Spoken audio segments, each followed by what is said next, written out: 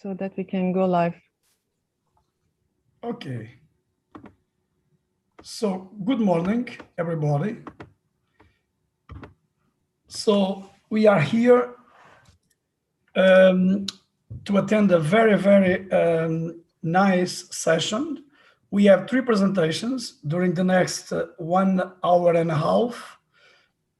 So I propose that each presenter can use, let's say, 20-25 minutes. In that way, we can save some time for discussion at the end of the session, if you all agree. So the first presentation, as the name or the title of the first presentation is Phenomenology of a Projection Booth, and will be presented by Petra Deminkova. So Petra, are you ready? Yeah, sure. I will share the screen. Is it possible?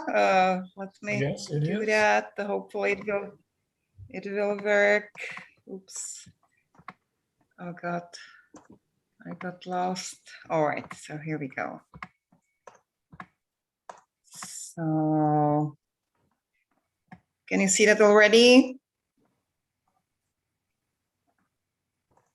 Yes, we can see. You can go. All right. Okay, wonderful. So, my presentation is called Phenomenology of a Projection Booth.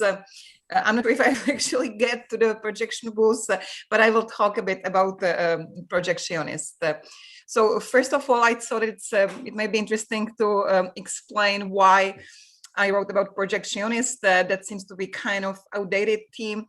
And like my interest came from this book by Vivian Sobchak that I needed to read for one class, The Address of the Eye, where she talks about what she names 2 mediated perception acts between the filmmaker, camera, and vert, and the second between the spectator, projector, and vert. However, unlike filmmaker who actually holds the camera and kind of mediates the vert, so the spectator does not hold the projector. So I thought it might be interesting to kind of contemplate what the projectionist is doing in like all those process of from the moment when the film is shot until the moment when the film is projected.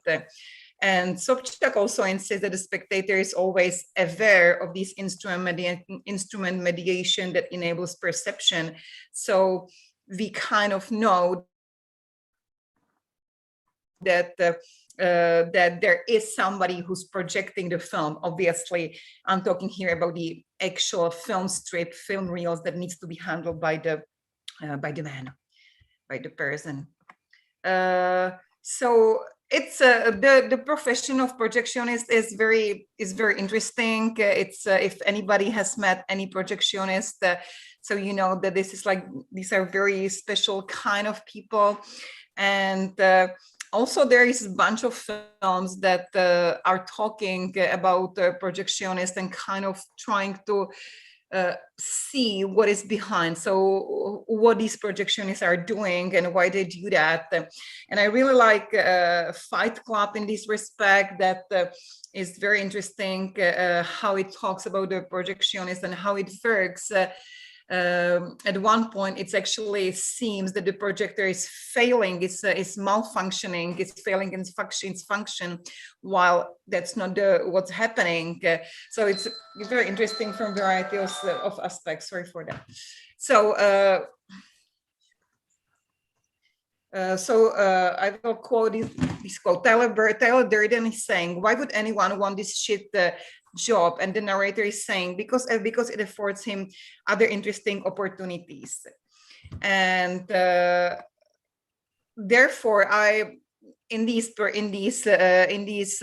presentation of mine, and also in this article I wrote for your volume, I want to kind of think about what this projectionist does, why he does it, what he actually, how he can influence the spectator's perception, etc. So obviously, when talking about the projectionist, we should mention that the position of projectionists really changed significantly throughout the history. Therefore, it's not the projectionist who would be the same all the time. That's kind of obvious. What I think is interesting is that the projectionist throughout the time, he went through double split that I named it from the filmmaker and from the spectator. What do I mean? At the beginning of cinema, the camera was at the same time the projector. It was the same machine. It was one machine, and the functions were not split either. So the person who actually shot the films, usually it was he, rarely she. So he also projected those films. So the person was at the same time director and projectionist, and the machine didn't change. Regarding the spectator, the projectionist was at this early cinema.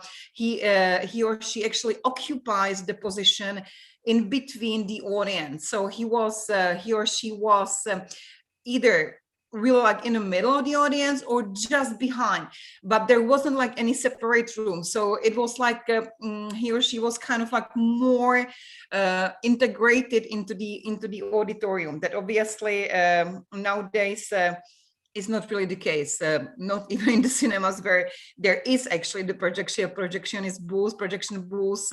So we know that this is usually located above the auditorium.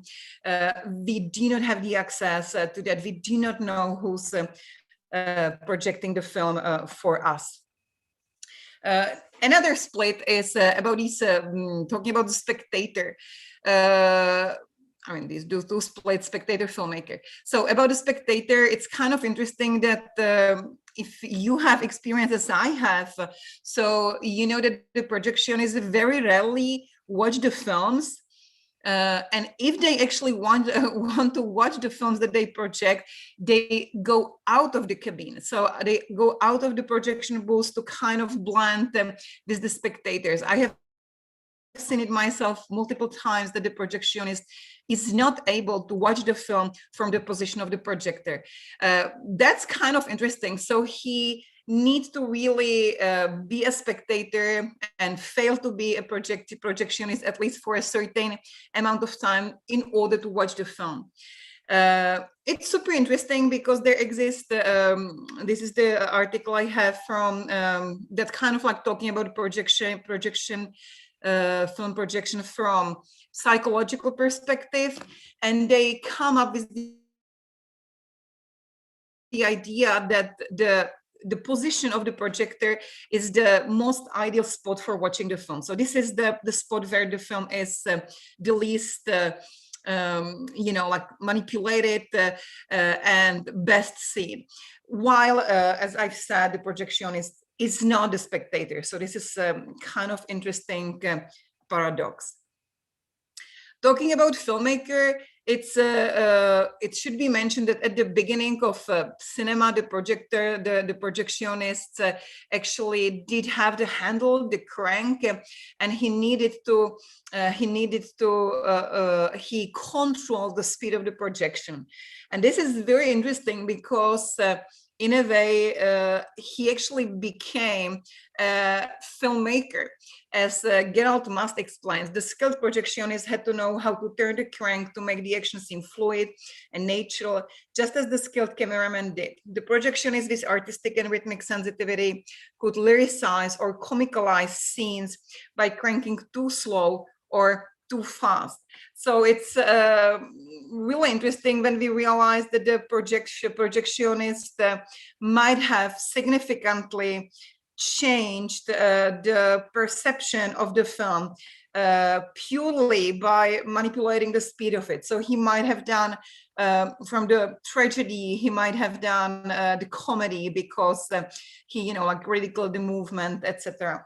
This is obviously something that is not anymore possible. So we will see though that the projectionist still can manipulate into the certain extent our perception of the film. But what is also interesting is that when we talk about projectionists, and if you have a chance, I would really recommend you to talk to them, as this is really interesting experience. And there is one common theme in all those discussions, and it is the machine. So they love the projector, they love the machines. They're obviously very knowledgeable of those machines. They know perfectly well what's going on, how it works, etc. What I found stunning is that in one website, the Matt Cornish projection site, there is the picture that's called the complete projectionist, when the projectionist is actually blending with the projector. So he is a projector, projectionist and projector equals. It's not something that would be rare. I found this interesting case of the character from the video game Bendy and the Ink Machine that is very similar visually as these complete projectionists.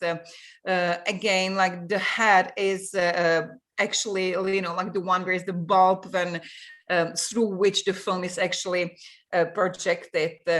I mean, here's the description. Projectionist has a projector as a hat, several long hanging black wires, possibly film roll, are attached to his back and under his hat with the longest wire attaching to his right ankle, etc. etc. If you go to this site, you will find a bunch of like very brief, real, just couple of words, descriptions of various projectors appearing in various films. And here are just few of them. Very often it is again about the machine. So you will read that in Casino Royale, there is a short sequence set in a projection room with what looks like a GK21.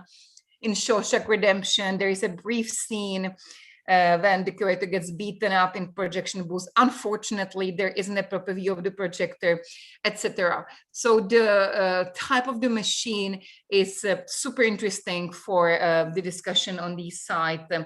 And the author is clearly very upset when they cannot identify like what exact machine, which exact machine it is. However, still, the projectionist can control somehow our perception and can be, in a way, filmmaker. I mean, this is like kind of like huge, almost like philosophical question, whether by manipulating by certain way. I will show you three that I figured out, three way manipulating the projection, whether he or she doesn't become, in a way, filmmaker, creating actually another piece of art, whether knowingly or unknowingly. And again, Fight Club, there is interesting moment that you may remember narrator saying, so when the snooty cat and the courageous dog with the celebrity voices met for the first time in Reel 3, that is when you will catch a flash of Tyler's contribution to the film. Nobody knows that they saw it, but they did. And if you haven't seen Fight Club, I mean, the thing is that the character is actually splicing the pornography frames into the family films just for fun. And quite opposite situation happens in the film Al Cinema Paradiso, when Alfredo, the projectionist in this film, he cut out some of the frames in order to make these films, let's say, more available or widely available. So he cuts the scenes of lovemaking or kissing, so it's not like morally disturbing. Both these cases are obviously from the films. I cannot say whether it's actually happening in real life, whether it's you know, like something that the projectionists sometimes do just for fun. It's probably hard to say, but it's like super interesting. And clearly the filmmakers realize that there is this potential that the projectionists can do that. There is the anecdote that I'm not sure whether it's actually true, that in a film by Michelangelo Antonioni, L'Eclisse, that the projectionist, one particular projectionist cut out like the last, I don't know, 7-minute scene when two protagonists are supposed to meet again, and they do not. So there are just only the places seen. I don't know, like whether it's true or not. That would like need some further research.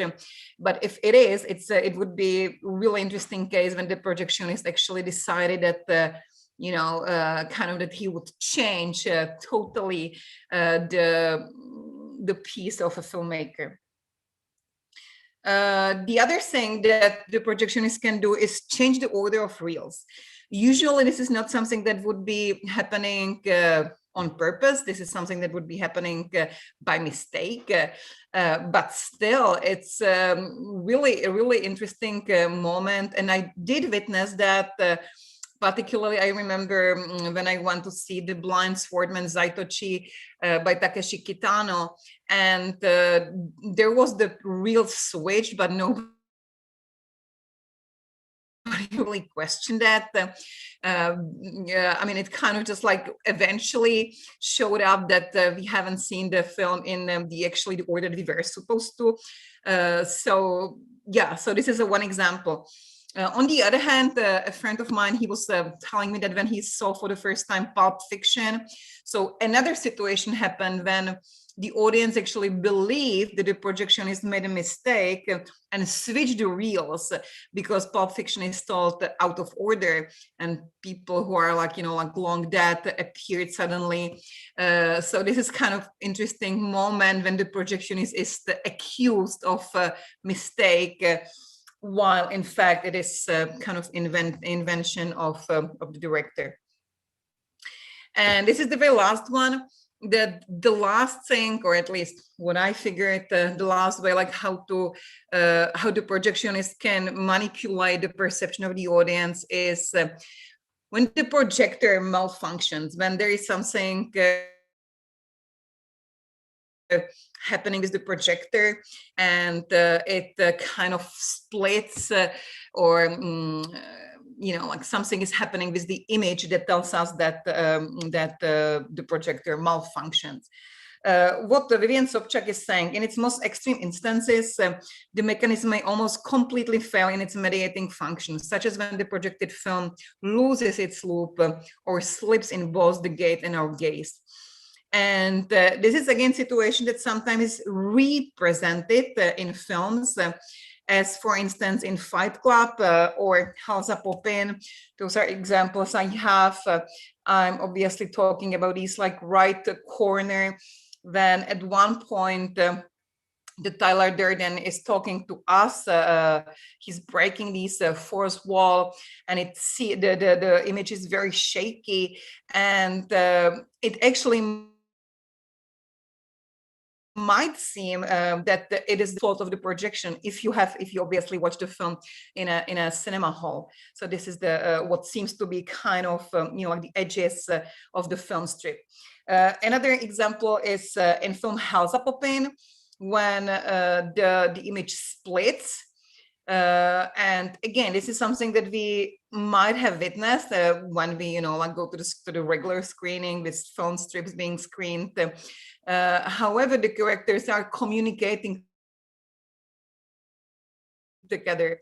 So the one on the right upper corner, he talks to those guys saying what you are doing there, etc., etc. So we clearly understand that this is not the full, like the malfunctioning of the projector, but that this is actually happening in a film, and it's like totally on purpose. But as we probably have witnessed in our lives, multiple such cases when the projector actually fails its function. And clearly it needs necessarily to change our perception. Here are just my sources and the filmography, and that would be all. And I will, hold on, how do I stop sharing? Oh, okay, here it is. Cool, great. Mm-hmm. Thank you, Petra. Very, very nice presentation. Great. And I am sure that a few of us, at least it was my case, I never thought about this, but this is important. I mean, projectionists can really change the way we can perceive a movie. So very, very interesting. And I am sure that this topic will promote a very, very nice discussion at the end of this session. Thank you, Petra. So I propose, for those who just joined us in the last minutes, I propose to add all the questions and comments and suggestions together at the end of the session. So now we will move to the second presentation. The title is Cinema, the Brief History of a Surveying Apparatus. And since we don't have the presenter with us, we will share the pre-recorded presentation. Mo, can you launch the presentation, please? Yes, sure.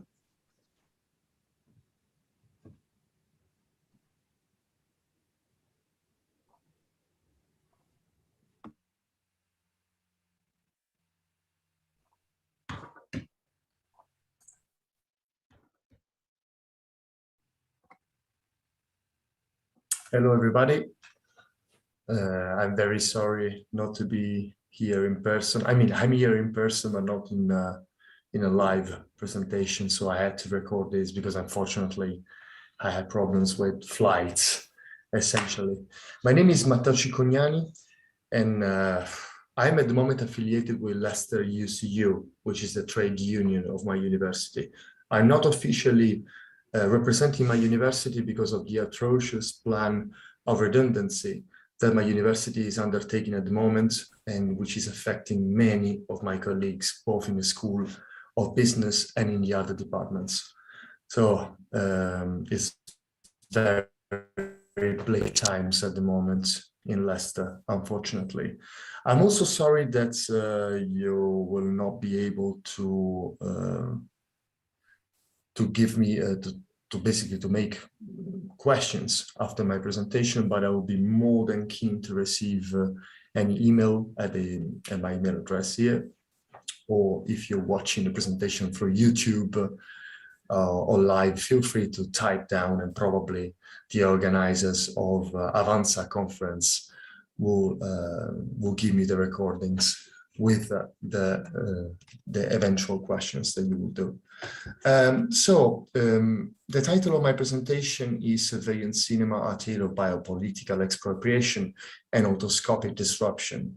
Yeah, although it seems a little bit cryptical as a title, you'll see that it's nothing else but a kind of reflection on the way through which cinematic reflexivity intertwines surveillance. So the central assumption is that cinema and new media technology have gradually become subservient to panoptic-like biopolitical power and platform capitalism. So both media, old media, new media especially, and cinema have been subsumed, we can say, to platform capitalism and its biopolitical forms, a tentacular power.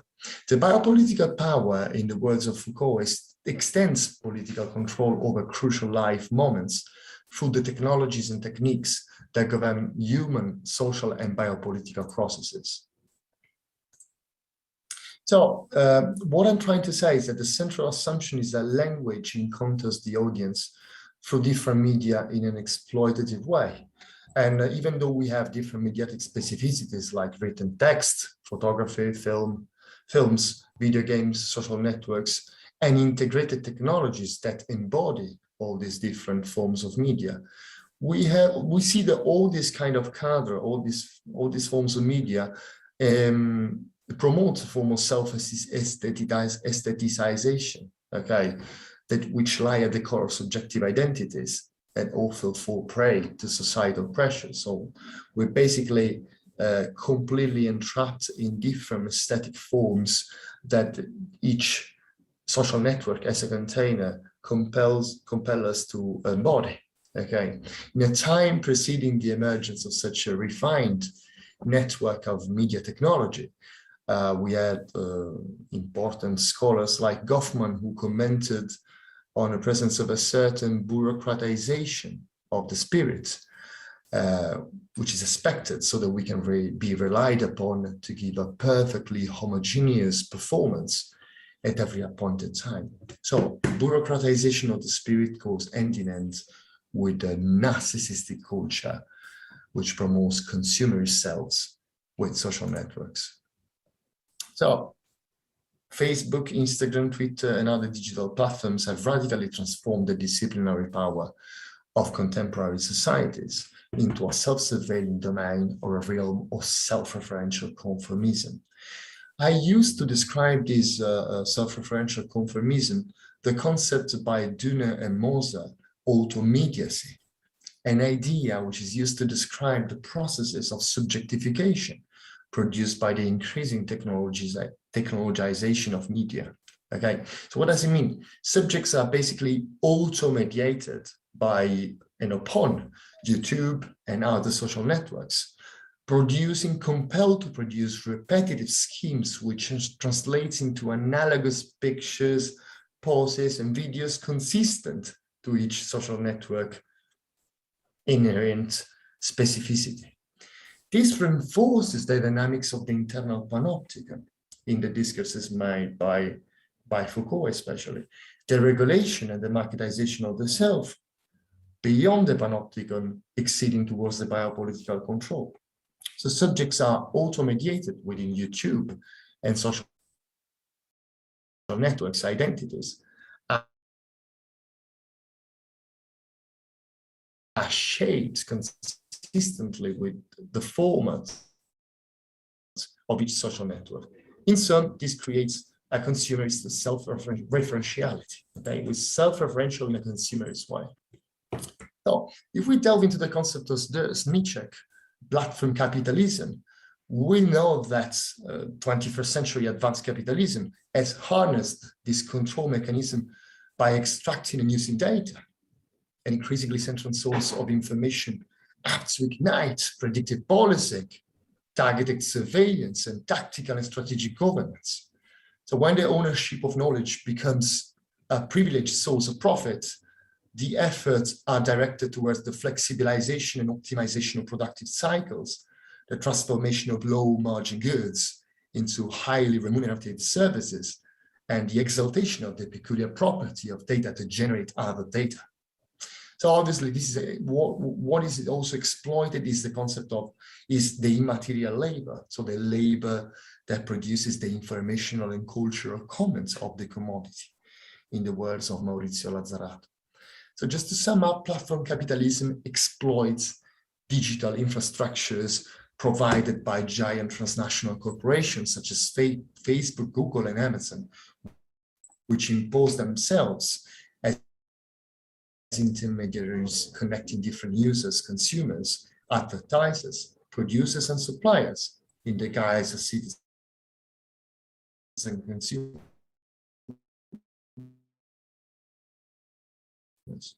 So the minimum common denominator here is to promote a form of myth reproduced through the discursive and material specificities of the technological infrastructures that feed into platform capitalist consumerism productive requirements.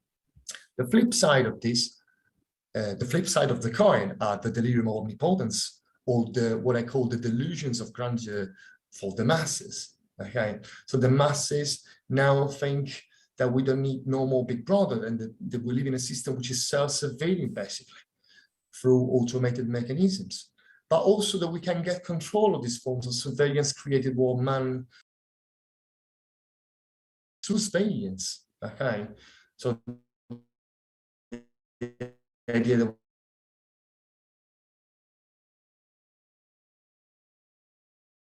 we can record any event in the street, but these delusions of populism make us also hubristic as attacking journalists because they're not telling the truth. And this form of subjectivity obviously feeds into conspiracy theory, into negationism and denial of collective wicked problems that we need to sort out collectively. So just a little understanding of cinematic gesture and surveillance, because it's important for our analysis. When we delve into the pre-cinema visual experimentations of Marie and Murbridge, Giorgio Agamben, the Italian philosopher, tried to outline that the element of cinema is gesture and not image, okay? But what is a gesture? Gesture is neither correlated to praxis nor poiesis, but to gerere, which means to bear, to carry, but also to show, to reveal, to perform the function, okay? And this is exemplified by Agamben definition. The gesture is the exhibition of mediality or the process of making a means visible as such. So I interpreted last year that gestures fundamentally express self-reflexive and metacinematic elements. But the critical point is that this practice is so intimately binding images and human bodies, like Marie Murbridge chronophotographs represent, concomitantly with the proliferation of Tourette neurological manifestations, can be read as a sign of gestural entrapment within the surveilling and controlling forces of the biopolitical dispositive. All these interdisciplinary contributions would seal the zeitgeist of a biopolitical catastrophe of gestures expropriated by the anthropological machine, where cinema is merely one of its manifestations. Cinema is nothing else but one of the manifold apparatuses that entrap these gestures and that basically made them dissolve within the more hegemonic representations, which are subservient to the biopolitical power, obviously. So the biopolitical catastrophe of gestures, crucially, is a sign of entrapment within the surveilling and controlling forces of this biopolitical dispositive. However, even though the gesture is expropriated by biopower, it also becomes the focus of an aesthetic attempt to reclaim itself. Okay, so in the history of film, there is somewhat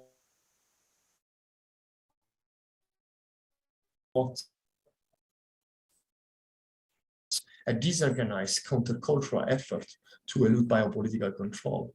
And I argue that these attempts of gestures to emerge happen and occur exactly when we have self-reflexive elements, but not all the cases are countercultural and really subversive.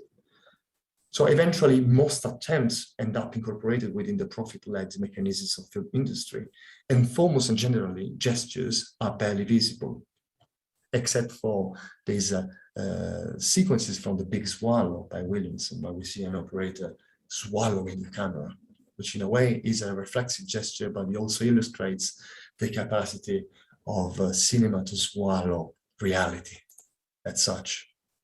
So the first way through which I entangle surveillance and the illusionistic and cinema is where gestures completely dissolve, where cinema is an illusionistic apparatus. The cinematic apparatus surveilling character is a corrective instrument up to diffuse the intrinsic antagonisms and contradictions of contemporary reality. So with this property, we can observe cinema as an information collector. What is it, the La Sortie de Susine Lumière, if not an information collected within the frame by Lumière, monitoring, surveilling these women exiting their manufacturing plant? So what cinema usually does historically through its hegemonic Hollywoodian forms is to record cultural values and promoting society. So gesture dissolve. But here's a scheme where I basically analyze different ways through which cinema and surveillance are entangled. Okay. In the first, we have said cinema is seen as an information collector, as a surveillant of the reality. And we have the examples that we already made: Gone with the Wind, La Sortie de Susine, Casablanca, Italian pink neorealism, and It's a Wonderful Life by Frank Capra. Then we have the self-reflexive apparatus, where we have different configurations through which surveillance and reflexivity emerge. The first one is surveillance as an element of film plots, okay? Films like Rear Window, The Conversation, or Cachet, okay? Where the main themes are paranoia, invasion of privacy, exploitation, sense of guilt, but even scopophilia, voyeurism.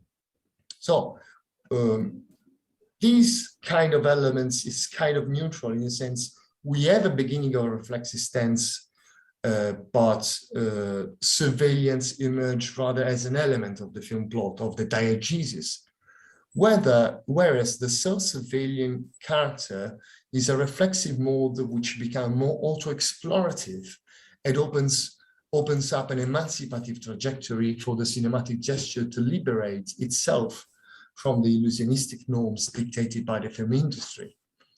We are talking about films that Christian Metz would define as gestures of the screen, films like Bandersnatch or Wreck and The Blair Witch Project, for instance, illustrates a cross-encounter between Bandersnatch in particular, a cross-encounter between the constitutive surveilling gaze of the cinematic apparatus in the way it is remediated by Netflix as a streaming apparatus, and allows the team of surveillance to flow beyond the screen and demand for a very active spectatorial identification with the surveilling onlooker capable of amending the unfolding story.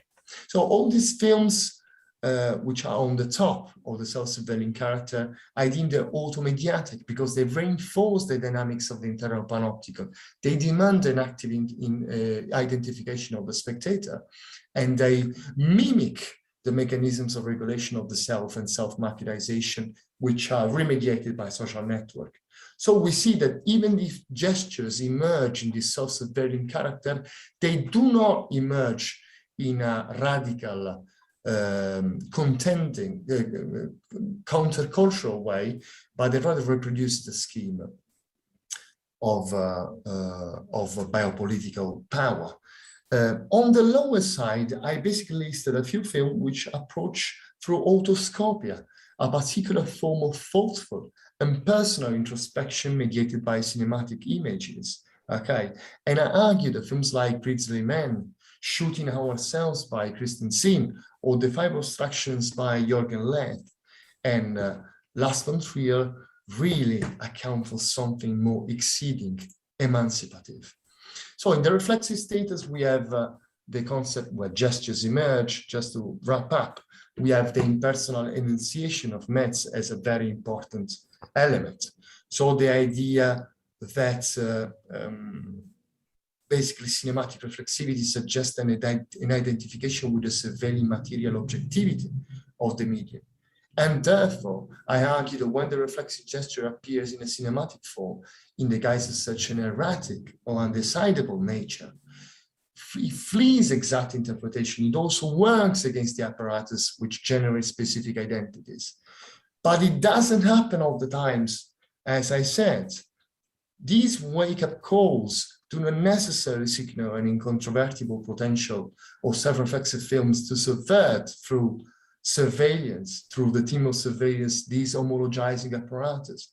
On the contrary, with films like Bandersnatch and Wreck, they rather signal, these gestures signal that surveillance is the new essence of cinema.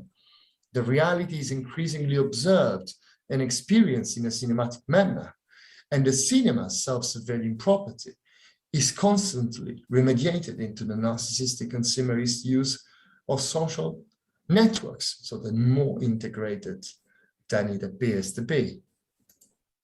So what I'm trying to say is that the self-surveilling characters of these films and this auto-explorative character process are rather dual or Janus-faced in the sense that they can be either automediatic, reinforcing the internal panopticon and the regulation of the self and the marketization so typical of the spirit of late capitalism, or autoscopic, adopting a concept developed by Althusser, which highlights a particular form of thoughtful and personal introspection mediated by cinematic images, which exposes the materiality of filmmaking in all its internal components. So it reproduces the production process and indicates a potential disruption of the expropriating features of biopolitical power. So I have this kind of sequence from Grizzly Man, which might illustrate what I'm talking about. I'm pretty sure most of you know it, and I hope that you're gonna hear it. 63 bandana. Last 6 of the evening, I'm on my way to the front creek. I need to get water and it's super duper low tide. Full moon tonight. And then in his action movie mode, Treadwell probably did not realize that seemingly empty moments had a strange secret beauty. Sometimes images themselves develop their own life, their own mysterious stardom.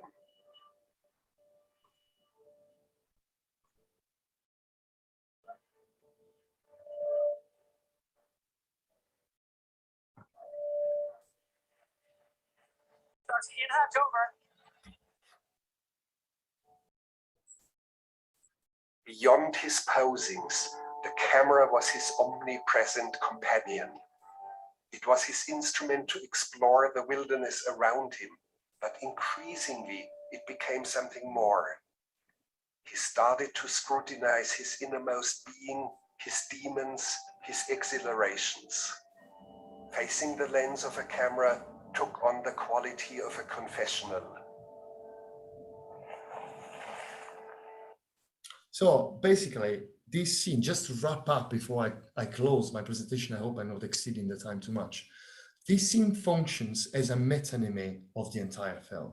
Here, paradoxically, Treadwell enacts a narcissistic self-aestheticization, but unpredictably allows the emergence of reflections upon the cinematic medium, a pure reflexive investigation. Indeed, it's not like in Wreck or the Blair Witch Project or Bandersnatch. The camera is fixed. We can re-identify with an observer in POV point of view. We're subjected to the scopic interactions between Treadwell, his cameras, and us. So our gaze is kind of captured, like in Velázquez's Las Meninas, encounters of gaze and vectorial lines. Herzog rather sublimates the role of active onlooker or civilian spectator, so that we can abandon ourselves in the contemplative observation of Treadwell's self-exploration. Okay, so we can fuse with the camera functioning as a technology of self-recognition. Such an intriguing mechanism would occur non-intentionally. So without identitarian contribution, without identification. And this reflects what Elsa said, maintains with regards autoscopia as a modern form of introspection highly mediated by cinematic images, where the subject is actively engaged in producing these images or not. So in the desperate attempt of self-surveilling his bare welfare activism, Treadwell forgets about the camera and allows the spectator to fuse with its unpredictable material presence and what he registers, the natural environment, a few bushes swept by a calm breeze, and the imperturbable stillness of the plot. So this instance of abandonment compels the onlooker to escape the process through which self-reflexive gestures provoke abrupt depersonalization, followed by the sudden drive to reconstitute an identification with the story, the diegetic constraints, the protagonist, the subjects, or by extension, the digital platform or the social network, as in Bandersnatch. Treadwell adds again us, thereby dethroned by our privileged enunciative status.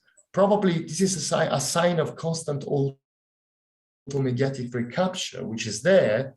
It cannot be neutralized. It's Treadwell's reluctance to leave the frame, which implies anxiety about relinquishing the sense of identity the camera confers. But crucially, the material objectivity of the filmmaking process prevails, and the sensation of emptiness makes us embrace the horror vacui, the horror of the emptiness, of the absence of plot, or the absence of meaning in a way. It indicates a potential vital suspension of the capture imposed by the dispositives or by a political power. Thank you very much. Sorry if I went a little bit too much with the time. And I hope you enjoy the rest of the presentations. Thanks for your attention. Thank you, Matteo. So, as you know, Matteo is not able to be here in person. It was a very nice presentation. It will be a bit that at the end, he will not join us in the discussions, but if you have a question, you can send us and we can ask Mateus to reply you. So the last presentation of this session will be given by Marian Kalegipor. I am sorry for the pronunciation of this name, but maybe we can understand it. And the title is Why We Don't Go to the Cinema, a qualitative study in Iran. Miriam, you can go. Okay.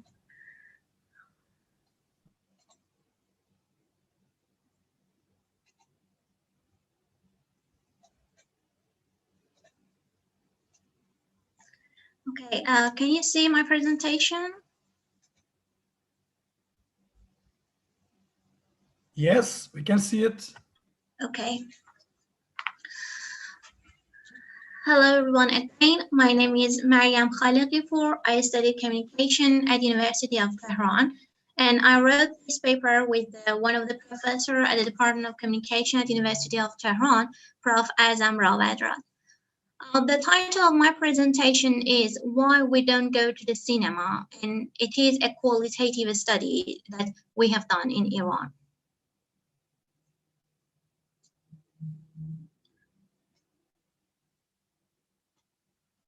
The global film industry showed healthy projections for the future worldwide box office revenue has grown for years, and in 2019, before the coronavirus pandemic, this amount had increased to more than $42 billion.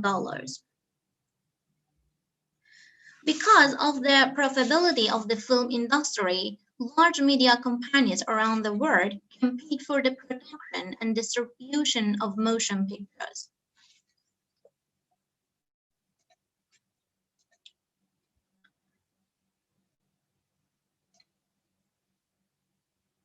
Cinema as an industry can be very profitable for society, depending on the number of spectators who watch movies in cinemas.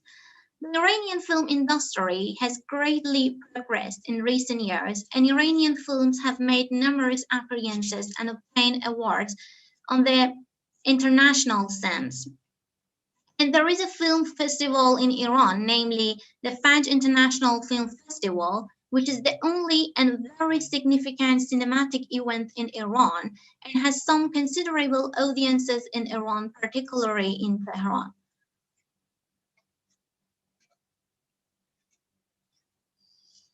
Although the cinema industry in Iran has many interested audiences, the statistics show that about half of the audiences are in Tehran, which is the capital city of Iran. The cinema industry doesn't have considerable audiences in other cities, especially in small cities. And I should mention that in Iran, cinema only screen the national films, I mean the Iranian film.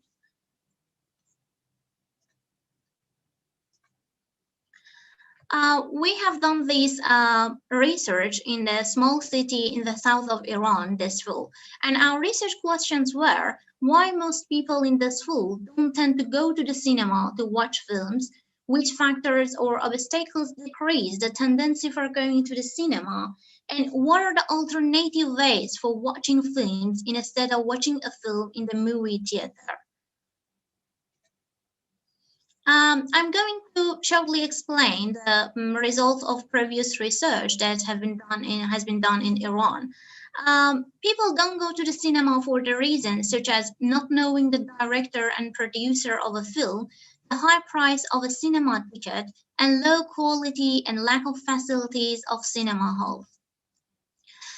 There are a little research in this field, so I studied the literature that explained motivations of Iranian audiences for going to the cinema. And these are cinema facilities, famous stars, recommendations from friends, getting rewards in the Faj Film Festival, relationship between individuals' income and the number of times they go to the cinema. It means that increasing income can increase the numbers of going to the cinema. But international investigations which have examined the demand for cinema can be classified into multiple groups. First, research which has studied the effect of cinema stars, awards, the origin country of a film, the popularity of the director, and movie reviews and motivation for going to the cinema. The second category are research which has been focused on the economic and demographic features of the audiences, for example, age, gender, and marital status. Young people have more tendency to go to the cinema. Although being a woman increases the likelihood of going to the movies, being married decreases the likelihood of going to the movie theater. The third category is research, which has studied the effect of rational addiction hypotheses on going to the cinema. And this research shown that based on the rational addiction hypothesis, patterns of cinema going may be partly driven by habit or addiction. Moviegoers often develop a preference for their favorite actors or directors. They also search for a specific tone based on their previous experiences. And finally, the values and lifestyle of individuals, which have roots in their culture and society, influence cinema going patterns. For example, research in Malaysia showed with increasing age, the tendency for going to the cinema decreased because watching a film in a cinema hall in adulthood is against the Malaysian cultural norms as a Muslim. However, adults watch those films via TV or DVD in their home. So, all in all, in previous research, the focus was on the factors which lead to an increase in going to the cinema for those audiences who currently sometimes go to the cinema. In fact, this group is the audience of the movies. However, in the present study, the focus is on the individuals who never go to the cinema. On the other hand, almost all previous studies have been quantitative. This research is a qualitative study and wants to examine the reasons for turning away from cinema through the lens of people who don't go to the cinema. These two features show the innovation of the present study. As I mentioned, this is a qualitative study and we use semi-structured interview. And based on purposeful sampling, we interviewed with 40 individuals between 21 and 56 years old, including 21 women and 15 men. Different age, education, and socioeconomic status of participants were taken into account, and we used semantic analysis for data analysis. Interview length time for each interview was about 30 minutes to 40 minutes, and place to conduct an interview was social media, especially WhatsApp. We used MaxQDA 18 software for coding data, and finally, 7 general categories and 3 main categories were obtained. First, individual factors. Second, structural factors, and third, cultural and social factors. And I'm going to explain each of them and each of top categories. Individual factors had 3 top categories. First of them is not having enough time to go to the cinema. For women, being married, parenting, and husband's job were the reasons for not having enough time for going to the cinema. Some men said they are busy, and when they come back home after a long day at work, they are tired. For example, a female 26 years old married said, I went to the cinema about 6 times a year before I got married. After that, I went to the cinema around 2 times a year, but after having a baby, I never went to the cinema because I don't have enough time to do that. The second theme is impossibility of going to the cinema with a young child. Some women believe that they can't watch a film in the cinema with a young child because of the lack of patience of a child to sit in the cinema hall and inappropriate content of some movie for children. For example, a female 31 years old married said, it is impossible to go to the cinema with a child. One time we went to the cinema with my young daughter. She was tired and said, I want to go out or I want to go to the toilet. It was difficult for us to go out while the film was screening. After that, we decided to don't go to the cinema. The third theme is possibility of watching a film via home media. Participants express advantages of watching a movie at home in ability to set the time of watching a movie without cost, without spending time for going out of home, and watching a film with family in a more convenient environment compared to the cinema. A male 30 years 38 years old, said, "I don't have any tendency to go to the cinema because it is possible and easy to watch a film through television and DVDs at home." The next main category was structural factors. First of them is a lack of facilities in cinema. Some interviews said that low quality of screen and audio equipment, single screen cinema, few movie releases, lacking entertainment and shopping center have a negative impact on the tendency of people to go to the cinema in this field. For example, a male 47 years old said, "I think the cinema in this school is not interesting, so I only go to the cinema when I travel to Tehran." Next theme was delay to the film release. Some people commented that films are released firstly in Tehran and after a while they are distributed in small cities. They believed it decreases the number of cinema goers in the school because of disclosing the story of the film and decreasing the excitement of audiences for watching the film in the cinema. For example, a female 36 years old said, "Because all films are shown in Tehran firstly and after that they are distributed in small cities, people consider them as second-hand movie. I think if movies are shown in Tehran and other cities simultaneously, it can increase the motivation of going to the cinema in small cities." The last main theme that we found was social and cultural factors. First of them is negative attitudes toward cinema goers. There are negative attitudes toward cinema goers, particularly those who go to the cinema constantly. They are known as, for example, jobless person. Some people consider cinema as a place for young people, so people's viewpoint towards elderly cinema goers is negative. For example, a female 50 years old married said, "I don't like to go to the cinema because going to the cinema is not a common practice for old people in the culture of this field." And cinema sometimes is considered a luxury good that is related to modern culture. Actually, it seems that these opinions have roots in the traditional culture about cinema and cinema audience attendance patterns in this field. All these attitudes and beliefs about cinema had a great impact on decreasing the number of cinema audiences in this city. And last and important result that we found was the tendency for collective leisure. Most of the participants expressed that in the school, most people tend to spend their free time with their family and relatives. For this reason, they're interested in visiting their relatives or going outside the home, for example, to a park or nature around the school together.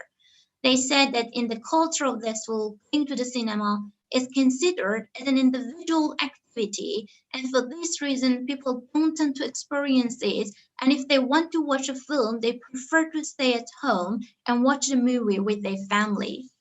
For example, a male 28 years old said, "In small cities, people are interested in visiting their families in their spare time, and this behavior is considered as a positive value. In fact, some people don't like to go to the cinema because they don't consider cinema as a collective entertainment." So, although previous research considered the price of cinema tickets and people's income as effective factors in whether people go to the cinema or not, the results of the present study show that individual, structural, social, and cultural factors are more effective than economic factors to not going to the cinema in some small cities, in this case, this fall. According to the research literature, marriage and having children decrease the demand for cinema among women. In addition to individual factors, some people mentioned that the lack of quality and facility of cinema in the school decreased their motivation to go to the movie theater. Furthermore, some individuals believe that watching a movie at home through DVDs, television, or on the internet is more interesting because they could watch a film with their family and in a more convenient environment. The result of the present research showed that cultural and social factors play an effective role in people's motivation to go to the cinema in this city.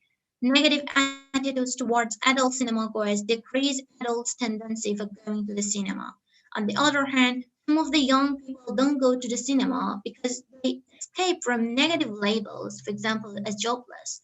Importantly, going to the cinema is not considered as collective leisure.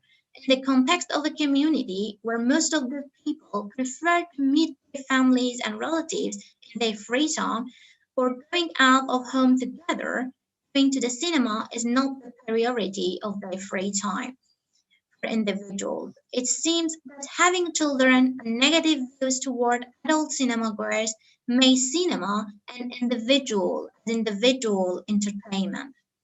Finally, we should note that some of these obstacles, such as structural factors, can be removed in a short time, whereas overcoming cultural and social obstacles take a long time.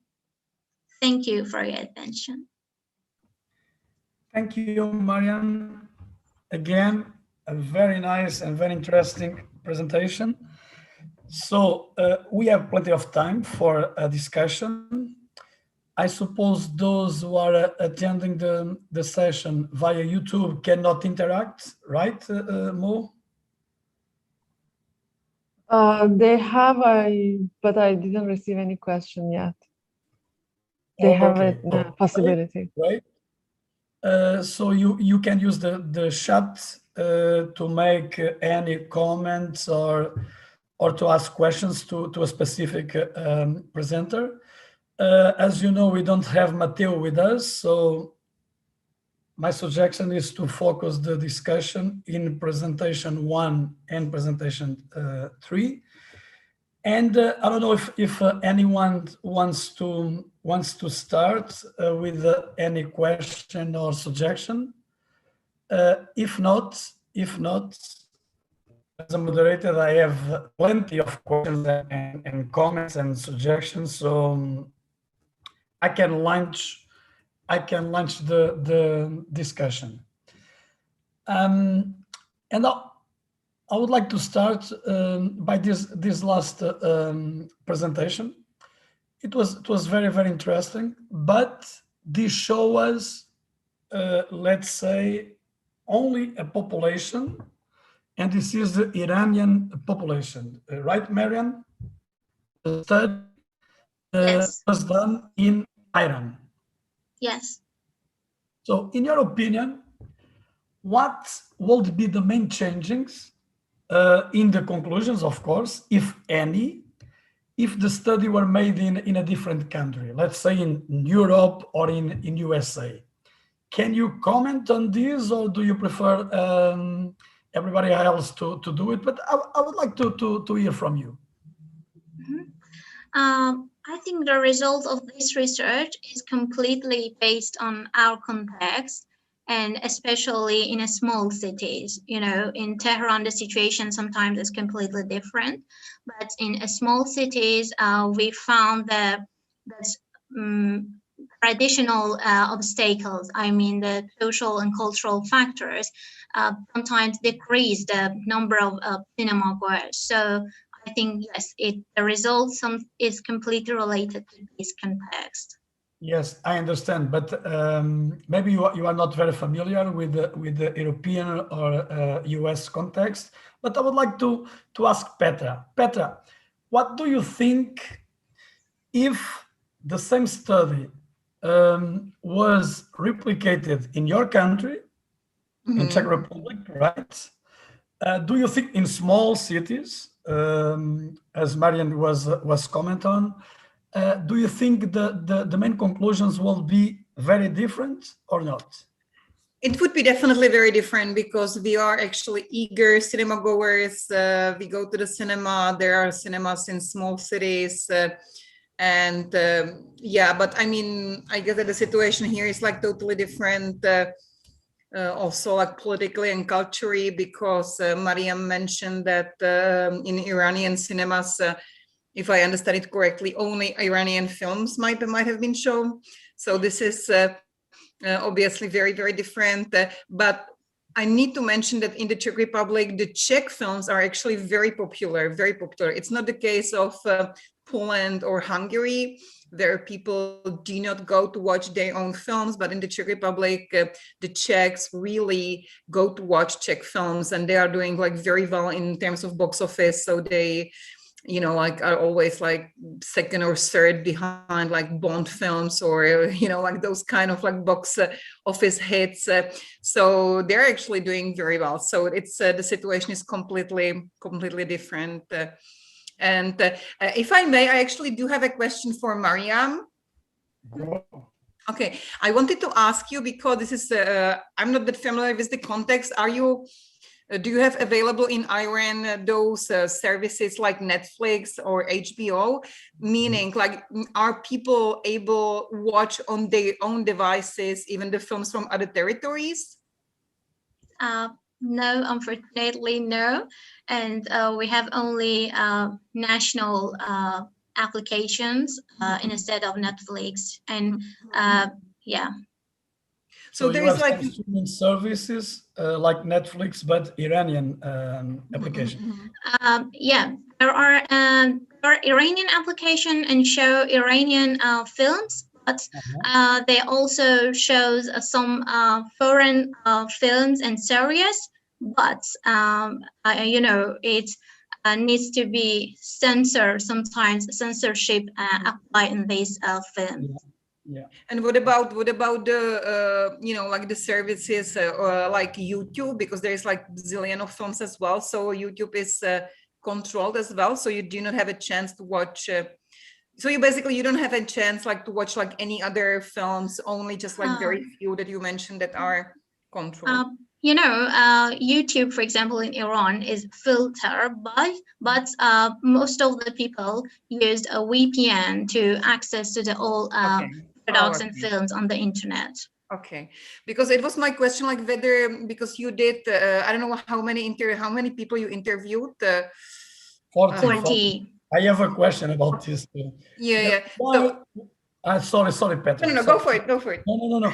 My question regarding the sample you used was precisely that, because the sample was composed of 25 women and 15 men. So why? Because I was expecting the opposite, at least, or even a bigger difference between men and women, but in the opposite, you know, more men than women. I don't know. That was my feeling. Okay. The results, you know, I tried to interview with different people until I found the saturation in data. And when I found that no new data added in the answers of participants, I stopped interviewing. And no, so for example, for this reason, 25 women and 50 men. So interview were made by you. Sorry, Who was the author of the interview? Yourself? Yeah. So do you think it was easier to a woman to say yes to you than a man? And maybe this is one of the reasons why we have more women than men in this sample, or not? No, it's not matter that the relationship between women and men is very natural, and no. I'm sorry about my ignorance, but this question, yeah, because I mean, apparently the sample is quite biased, you know, because 25 women against 15 men. Why not 2020, or you know what I mean? I think maybe because this is a qualitative research, sometimes the number of participants are different, I think. Petra, go. If I may, that's all. It was a good point, because like obviously I don't know like how is it like in Iran, but in the Czech Republic, even if the situation changes, so usually still it is a woman that takes care of her family, and if she has a child, so apparently she cannot be in the cinema. Yes. So I mean, you kind of this is what it was actually a good point by our guest, by our host, by Joaquim. Is it correct? Joaquim, okay. Yeah. That already by choosing more women, you kind of you might have expected that they wouldn't go to the cinema as much. And I do have actually two questions. I do have one question, because in the Czech Republic we actually do have we do have the cinema, we do have the screening that I aimed specifically for women with or men with little children. So it's not the films for children, but the films for adult audience. That, however, you go to the film and you expect that there would be noise, you know, the kids running around. So it is aimed only for like people with kids. So you know that you will be disturbed here and there, you know. So this is my first question, whether you have such screenings. And the second question I have was whether somebody complained that I would have gone to the cinema if something else besides Iranian films would be shown, you know, like if it's not the choice of the film and these restrictions that force them not to go to the cinema. For your first question, I would say no. We don't have this opportunity.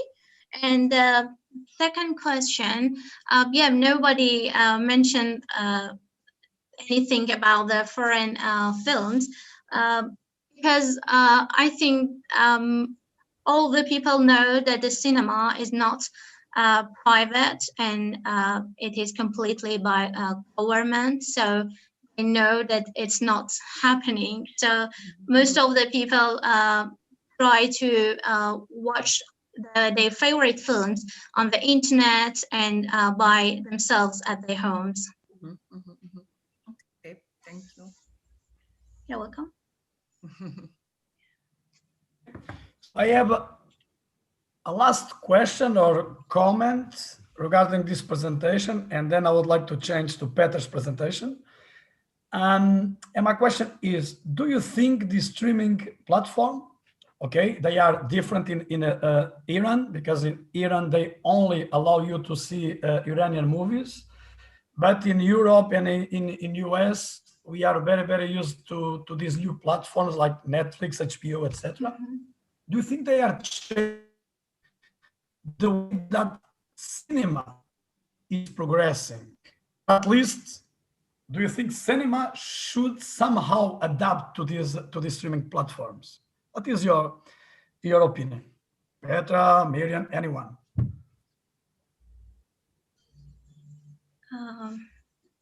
Sorry, I lost my connection. And your question is about the Netflix. If Netflix, yeah, this is not exactly a question. This is a question comment. Because we all in the last few years, and even more during this pandemic situation, we are using more and more streaming platforms in Europe and US, like HBO and Netflix and others.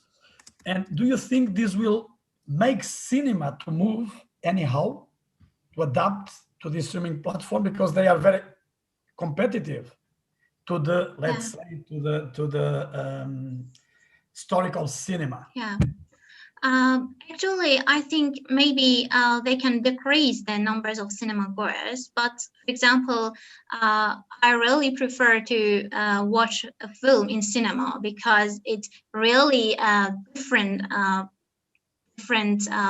opportunity and different experiment for me to see a film in the cinema. So I think some people like me prefer to go to the cinema, not completely watch a film on Netflix or stuff like that. Okay, but we can anyhow replicate the sensation, let's say the experience we have in the cinema putting, I don't know, a wider screen and watching the movie with some friends and family. It could be more or less the same. So I am very curious to see how cinema will adapt to these platforms in the future. Petra, do you want to say something? I mean, I think that with this COVID situation, that obviously I think that it, you know, like a lot of people like began to be, you know, like to buy these services like Netflix, HBO, basically everyone I know, you know, like pay for those kind of streaming services. So I think that the cinema will probably, I don't know if it's happening right now, but they probably will need to compete somehow.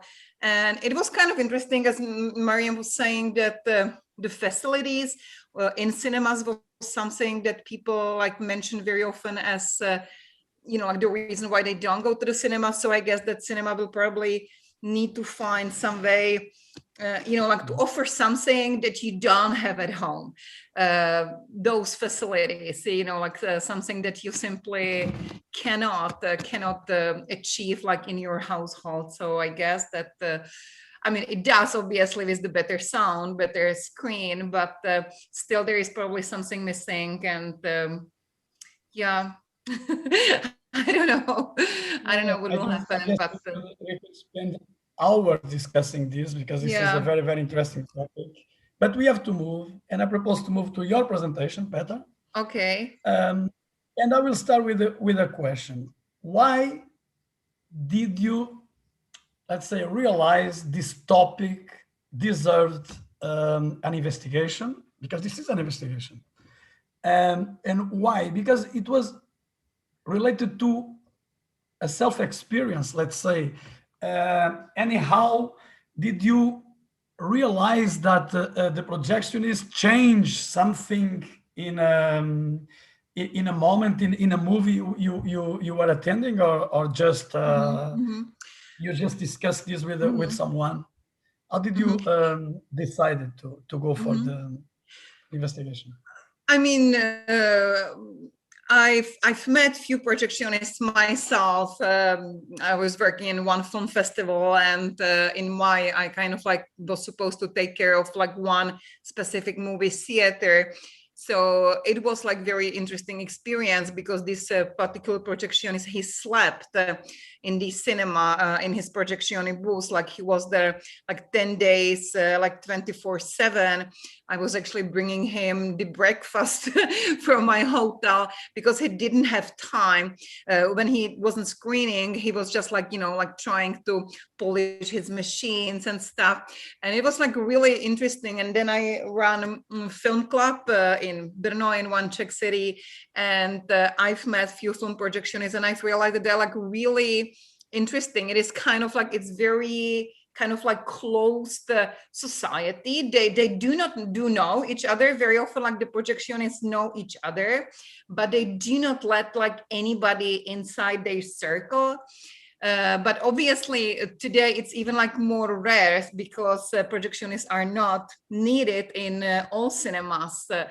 The other thing that was interesting for me was that it seemed that there are only men who would be projectionists, but by incident, or my husband, he's working in National Film Archive. They do have a cinema as well, and they do have two female projectionists currently, and one of them is very young. She's like in her 20s, so it's like really interesting.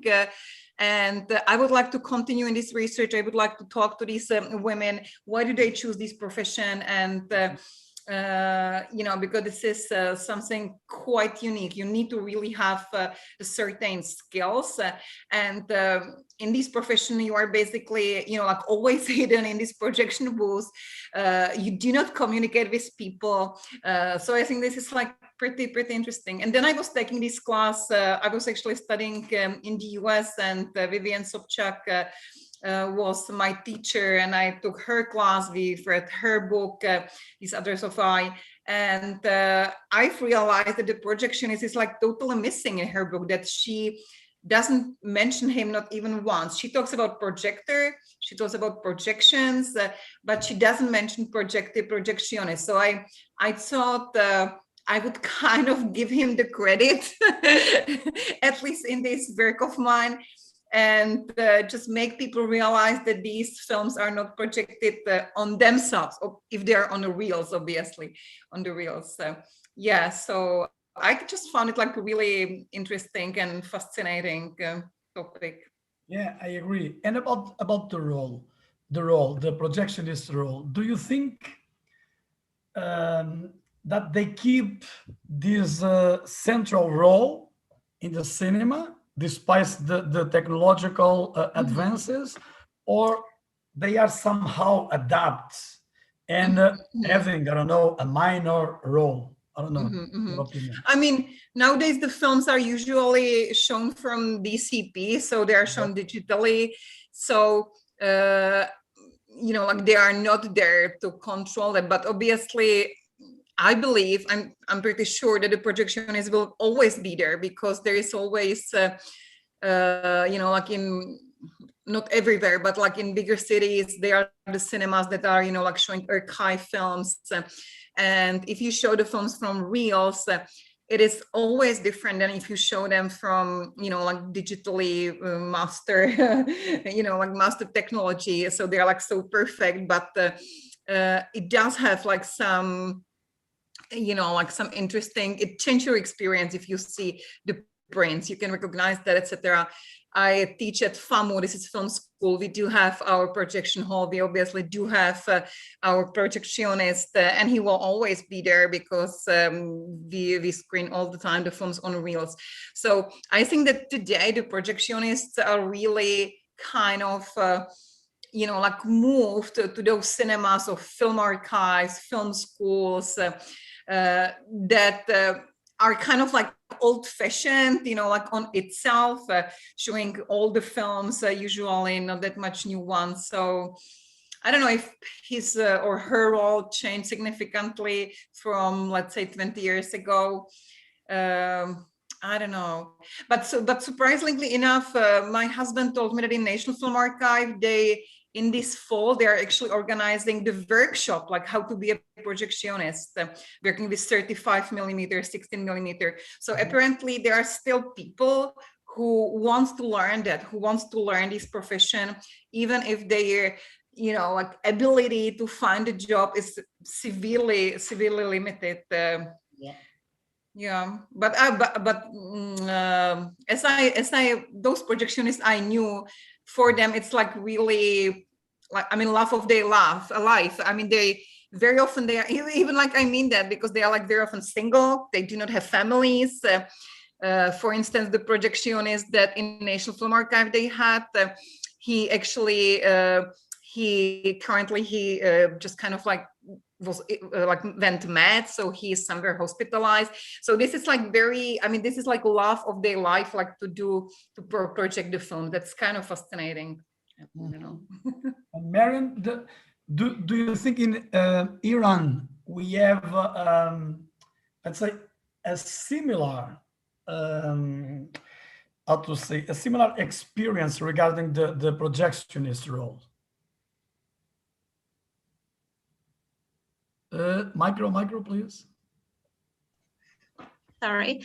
Yeah, I think yes. I know one or two people that I think they have special characters and they love cinema, and they love to do something in this industry, I think. So maybe yes. Yeah, and sometimes, I don't know your opinion, but sometimes they know more about cinema than experts on cinema. Yes, Because I this is actually agree. this is amazing. So guys, Mo, I don't know if you have any questions or comments in the chat. No, No, we okay. didn't receive. The So, comments for just from Matthew, we received a comment that he managed to watch the presentations, but he is also available to receive questions by email. okay, so as I said before, if you have any questions regarding Matteo's presentation, so send an email to him and I'm sure he will reply you. So we are just finishing this session. It was a very nice session. It was an honor for me to meet you, Peter, to meet you, Marian, because this discussion and the topic of the discussion were very, very interesting. So any final comments? No, thank you very much.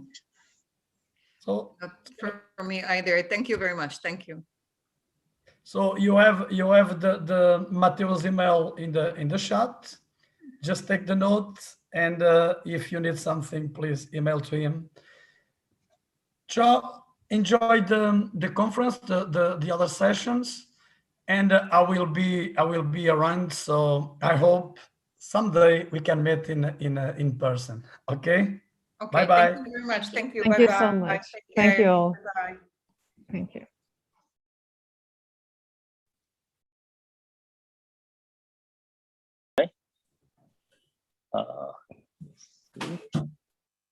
Yes. Okay. So okay. Welcome to this section. My name is Yanzhong Chen.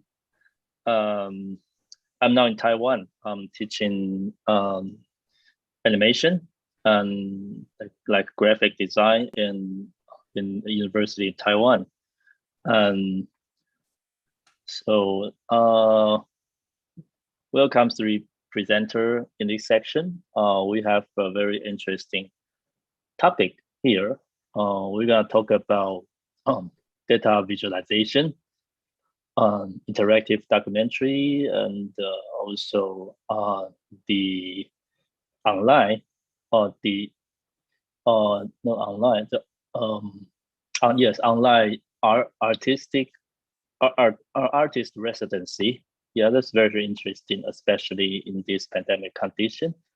Also, we talk about women in animation Moana. Okay, so if this is okay, I think we could get started. Well, each of presenter have I think you have plenty of time. You have like a 20 to 30 minutes to present your paper, and we just leave like a 5 minutes or something. We can talk about it, talk about your topic. So let's welcome our first presenter, Erson Okat. Is that pronounced right? Almost. Almost. Okay. You could briefly introduce yourself, and when you're ready, you can start your presentation. Okay. Hello and thank you. First of all, I want to thank to the Avanca organization for this amazing conference. Once again, I have been in Avanca in 2012, and it was an amazing environment. And online, it is going to be an amazing. Thanks a lot. And now I want to share my screen.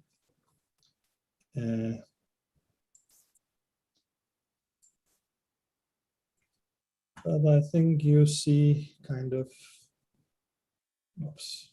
Yes. Let me make it like, is it full screen right now? Yes. Okay. Briefly, I'm an assistant professor in TED University, Ankara, Turkey, and I'm also a filmmaker. My recent research topics and interests are mainly on interactive documentary and essay film and filmmaking.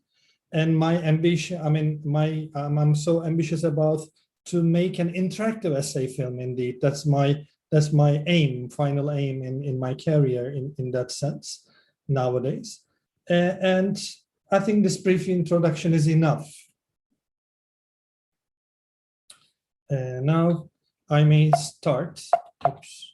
But I cannot see. Okay. Okay.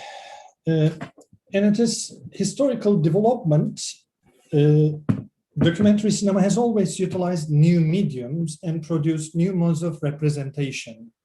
In recent times, especially with the big data surrounding different realms of our life, the production of interactive documentary based on data visualization has appeared as a new mode.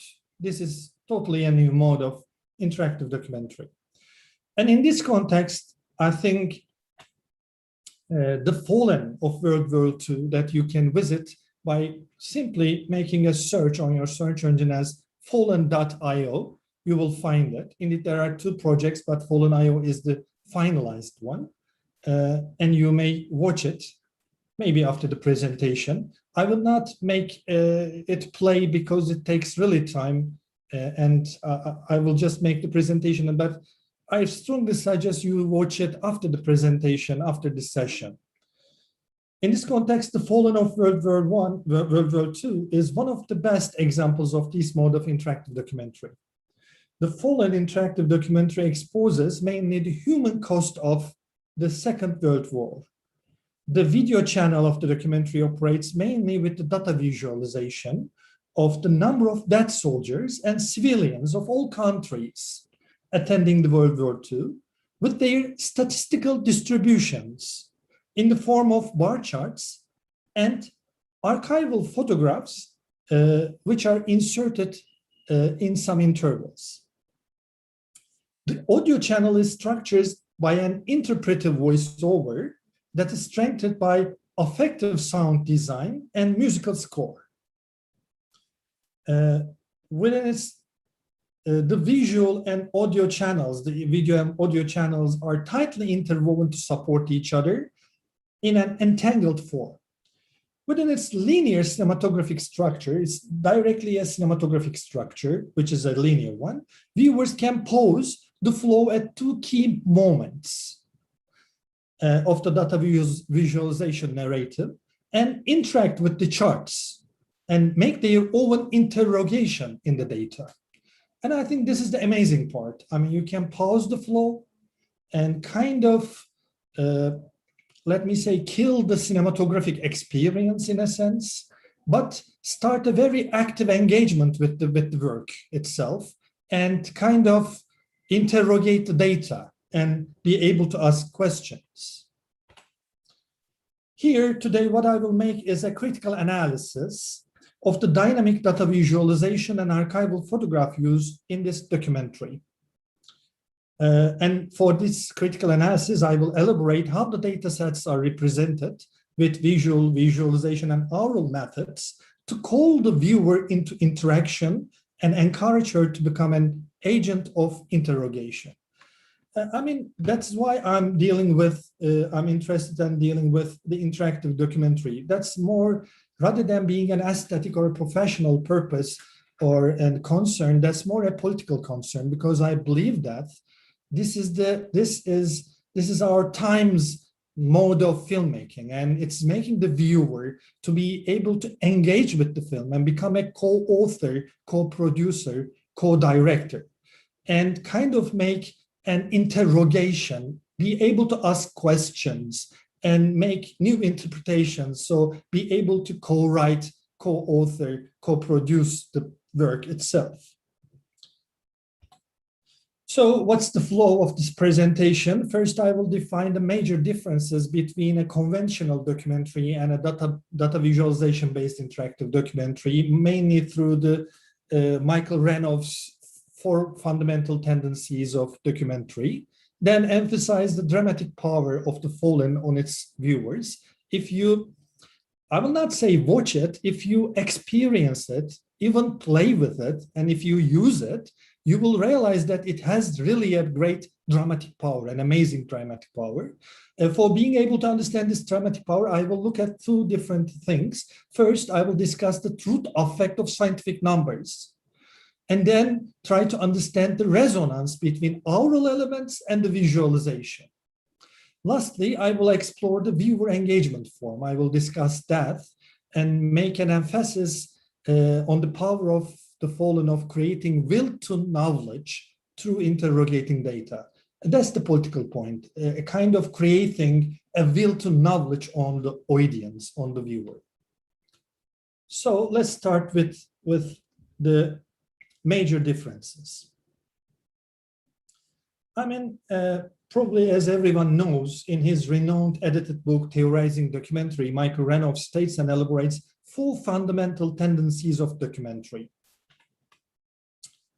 These are, as you see, to record, reveal, and preserve, persuade, promote, to analyze, interrogate, and to express. These are the 4 fundamental tendencies of a documentary. But we know that in the conventional documentary, there are really conventions of making all these, but how it works in the fallen. When we look at to record, reveal, and preservation, I think it does not have a kind of a preservation aim so much, but it reveals something. It reveals kind of the dramatic loss of civilians and soldiers through using data, mathematics, and statistics. But it doesn't make any record indeed with a camera as we know it. It is not produced by shooting the real life and reproducing records, but in a different way. And this is totally done by kind of, sorry, I will give a pause because I have to change something. Cannot make, okay. I cannot see my pointer right now. So, sorry for that, I'm going on. The fallen is not produced by shooting real life with a camera and reproducing records by a camera, but by designing each frame and recreating the data and reorganizing the archival photographic records by virtual camera of an animation with a graphic visualization and audio design. And today I am happy to someone to be here about animation. So it's different than that. It has records, but it has already existing records which works on a database and which works through a coding and design by using a virtual camera of animation indeed. And when we look at the second one, to persuade or promote tendency of the documentary, we see that, yes, the fallen makes a persuasion, but how that persuasion mechanism works. I will not use the word promote for the fallen because of its dramatic concern, but I will concentrate on the persuasion. When you look at the fallen, you see that rather than a conventional documentary, its persuasion works mostly with the exactness and seriousness of mathematical calculation and statistical demonstration. Which you may say that kind of the scientific proof of the losses that's created by data visualization and evidentiary role of the inserted archival photographs.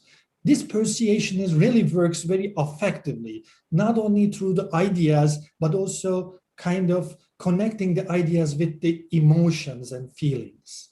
So the video channel works with the scientific justification power of mathematics and statistics and statistical demonstration. The audio channel operates more as a supportive enveloping element in this persuasion process, giving meaning to what we see as in the data visualization. When we look at the third tendency to analyze or interrogate, we see that it's again working in a different way, operating in a different way than a conventional documentary, because the main and the great power of the fallen as an data visualization based interactive documentary is it is analysis and interrogation capacity, which changes the analytical position of the viewer and makes her to both empower and enforce the viewer for taking an active interrogative position, to ask questions, to really try to understand and contemplate on the numbers and the data set. And here the viewer is expected to formulate new perspectives by formulating new questions. Yes, in good examples of conventional documentary, this may all happen, but here it is very in the fore and the basic power of the fallen. And to express is the final and the last fundamental tendency of a documentary. And we see here that this analytical thinking through mathematical calculation and statistical representation is the basic expression mode of the fallen. In conventional documentary, so much data, statistics, the kind of professionals or the knowledge people, the learned societies are so much used, but here you only see the numbers and their statistical demonstrations. So then what you see is just an assemblage of these elements within a cinematographic montage design, which eroticize data. This is really important. Indeed, I'm taking this eroticizing data is just a manipulation of mind, which is the words of Foucault. Indeed, he talks about eroticizing knowledge for being able to become a good teacher. And for a documentary filmmaker to transfer her own concerns to her audience, the viewer, he or she has to eroticize data when it's the fallen. And it stimulates emotions and creates desire to know, understand, and make an account of war and peace through life itself. And I think this is indeed a very implied, very indirect expose of the Foucauldian perspective. What we have at the end is kind of through a libido siendi, the will to know, but the kind of the libido to know, the eroticism of knowledge is kind of an outcome of the pedagogical interventionist expression. Then what you see is there is a kind of a highly libidolized will to knowledge through a pedagogical intervention, which is made by this work. We can talk then, I want to talk about the dramatic power of the fallen on its viewer. And for that, I will talk on the truth effect of scientific numbers firstly, and then understand the resonance between oral elements and data visualization. And this is finally, this dramatic power is just an attempt to define the regime of truth claim in the fallen. This regime of truth claim is so important for a documentary. And the first thing that when we look at the truth effect of scientific numbers in this attempt, we see that indeed I kind of persuading people just with the numbers starts, or the scientific approach starts simply by observing with the senses, by being there in the observation environment, as Aristotle did it in the kind of Lesbos island, or on the lakes and on the living beings. Then comes the scientific apparatus. This is kind of historical thing, and we have thermometer, barometer, telescope, microscope, and so many apparatuses, scientific apparatuses. Then comes the camera, and when camera came and gained the status of being a scientific apparatus by itself, it's really, really important because through its invention, indeed, it starts. I mean, let me read some lines for you about that. According to Brian Winston, first, I mean, camera came and gained the status of being a scientific apparatus within its invention. I mean, its invention is part of a kind of a scientific research. We know that. And according to Brian Winston, this has two main reasons. First, pictorial representation has become a major mode of scientific evidence within its history, which in turn triggered and partially caused the invention of the camera itself. And secondly, there has always been a tendency to utilize instruments of inscription to produce data. In that sense, camera has been a powerful instrument of inscription for many scientific disciplines. And within the scientific power of persuasion, revealing data and knowledge kind of thing, that we see that always that documentarists cannot avoid the scientific and evidential because of those contexts are built into their cinematographic apparatus, which is the camera itself. Here, I will not go into the details. Indeed, there are so many, but I will go on. I do not know how much time do I have left, but camera has been always a powerful instrument of inscription for so many. And when we look at that, we see that it is producing kind of the data sets. These are consisting of the dead soldiers and civilians in the set numbers and the statistical representation of these data sets. Here, this time, this is built into the cinematographic apparatus. But here with the cinematographic apparatus, we should not only understand the camera, this is the whole cinematographic apparatus, that dispositive that we have, the narrative, its structure, the camera, the shootings, the montage regime, the kind of the sound design, and the whole distribution mechanism and the whole thing. So being on the internet as a distribution mechanism and using mainly the coding and design and animation and creating data visualizations, these data sets and its statistical representation of the data sets are really, really creating a truth effect on the viewer. And there is a resonance between the aural elements and the data visualization. There is, first of all, an interpretive and very strong, very well structured voiceover. There is a very good sound design, very well done, which is all done by Andy Dollerson, which formed of ambient sounds and sound effects, and a musical score. And when we look at, we see that first there's a very well scripted narrative that is working really, really effectively. And there's an affective voiceover, which is different than a kind of the harsh criticism which is made of the voice of God naming of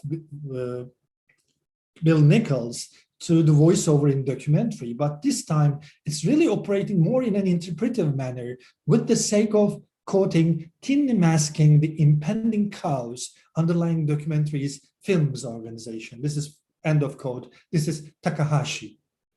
And I have, and then we see dramatic gaps of silence in the film. There are, in the sound design, there are some dramatic gaps that of silence, but we see through this that by coding and interface design in cinematic montage, regime both, within these dramatic gaps of silence, there's a mistake in the presentation, sorry for that. In some scenes, we just hear some murmurs, ambient sounds in the form of and function of murmur that I will discuss. And this time the film speaks for itself. No need to say a word or put a music there. The silence tells everything. And there are ambient sounds in the form of murmurs and the function of murmurs, which is defined by Takahashi. I hope I pronounced it right. Whether human, machinic, natural, or animal, the murmur is figured as more of a continuous vibration than a sound object, and emphasize that the murmur does exist human as a speaking category, important for a time in which documentary is called on to speak for itself. And in the last part, I will talk about the viewer engagement form, that it creates a capability of interrogating. Here, what we see is dynamic data visualization, which works on a database structure, which works by coding and interpolation of mathematical formulations and coding, and through totally in animation. And then the affordances of today's computers and of course, the widespread use of the internet and the new medium of the internet for filmmaking is there. And of course, this time, the data sets and databases are working and creating today's computers affordances are giving us a kind of a database filmmaking through coding. And there is the reversibility, which emerges from the capacity of interacting with the visualization, which means that you do not only watch the numbers, but you can interrogate the numbers in a reversible manner. Which is a dream in filmmaking, that in which the viewer can engage with the film, really physically can engage with the film. And the viewer finally gains the capability of interrogating the provided data and can bring new perspectives while formulating new questions. After this film, I really had new questions about the World War II. And for the conclusion, this is the last part, I will just read my conclusion. It's not a long one. And let me stop sharing in that sense. And today, a data visualization-based interactive documentary is iconically pointing out the coming future of truth claim of documentary. This new mode of documentary makes big data, which is beyond the scale of human senses, more conceivable, visible, and tangible even. This is from Manowich. And within its limits, within the limits of its interactive capabilities, it encourages its viewer to interrogate the provided data.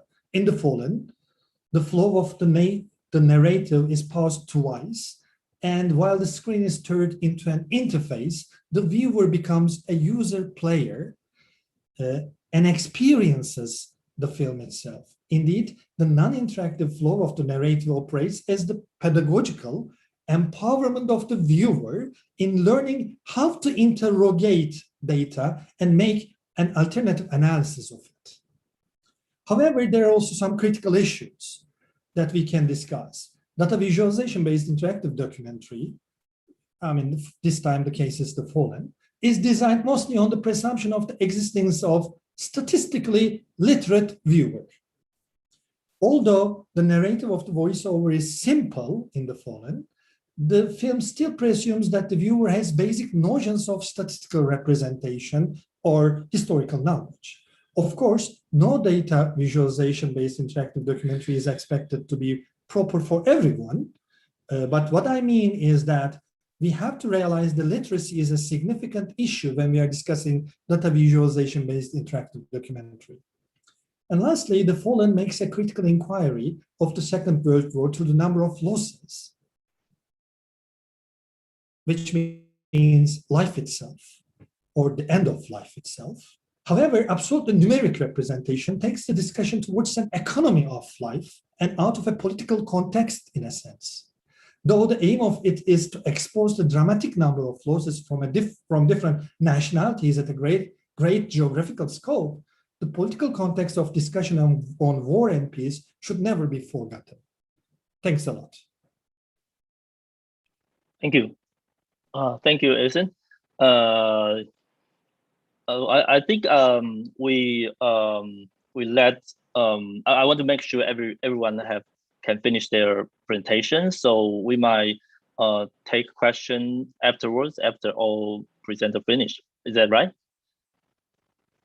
Okay. Thank you very much. Very interesting topic. And so let's welcome our second presenter, EPD.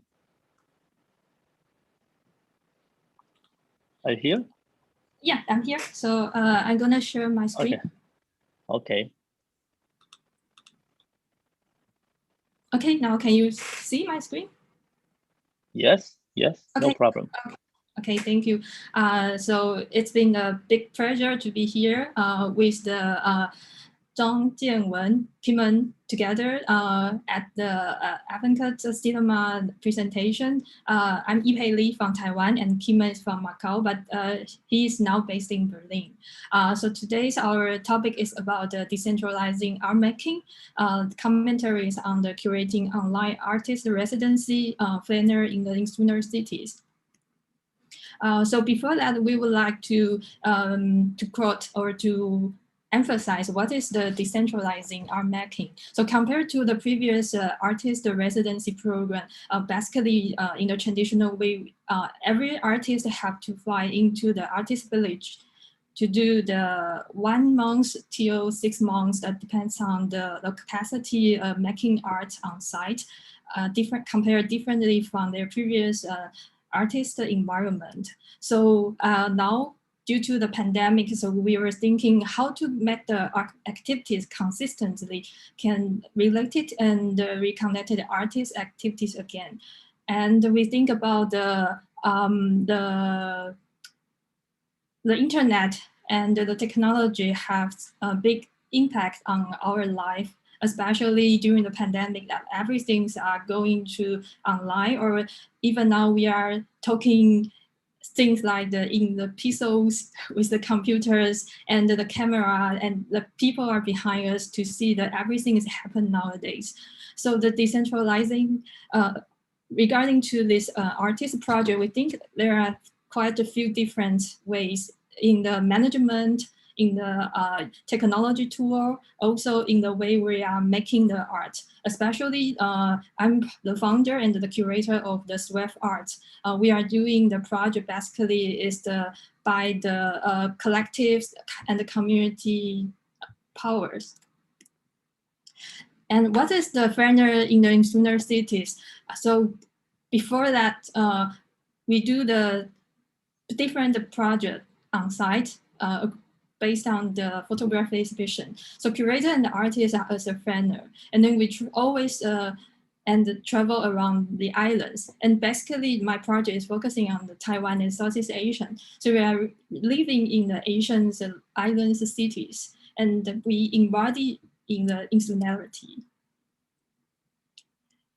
That is what I mentioned earlier. So Fresnel in the insular cities is a series of the artistic practice. In the first phase, we do the photography exhibition, and nowadays we do the second phase with the online residency. So what is the Fresnel insular cities in the Asian contemporary photography exhibition? So it is observed that economic capacity of Asia is growing rapidly, and the development of the urban phases is moving toward a completed community planning. So in the recent years, more people are realized our living environment can be planned, designed, and integrated by the human beings. Especially nowadays, we have to plus technology. So the cultural diversities of the Fresnel in the insular cities also in the process of the international exchanges, integrating the environment and the spirit of organic cities and the vertical villages that exist in Taiwan and more regions, simulating the more possibilities and the creativity for the development of Asian cities. So during the colonization period, the Asian insular cities are drawn in the Western ideology. So through the orientation of this photography exhibition, we are having the chance to discover the hidden identities. So from the Fastened Islands to the Republic of Indonesia, an area with the tremendous nature surroundings and the diversity cultures. An unplanned city is like an unknown organism. So not all conditions meet all the rational requirements, but it meets the biological elements, engaging variable, metabolic, and full of variety. So in this page, you can see there are 5 artists are selected from the Japan, Taiwan, Philippines, and Indonesia. And each of the artists have their own different perspective of their living neighborhood. And they are using the photography, the camera, or even the digital making to digitalize their own concept. And next, about our online residency. So this is an internet-based residency. We think that compared to the physical artist village, now we integrate or we leverage the internet into the cloud spaces. So the cloud space become the cloud villages for all of the artists to put themselves or immerse ourselves by the node to experience what is the artist practice can happen around this ultimately, and to create the art space, artwork together.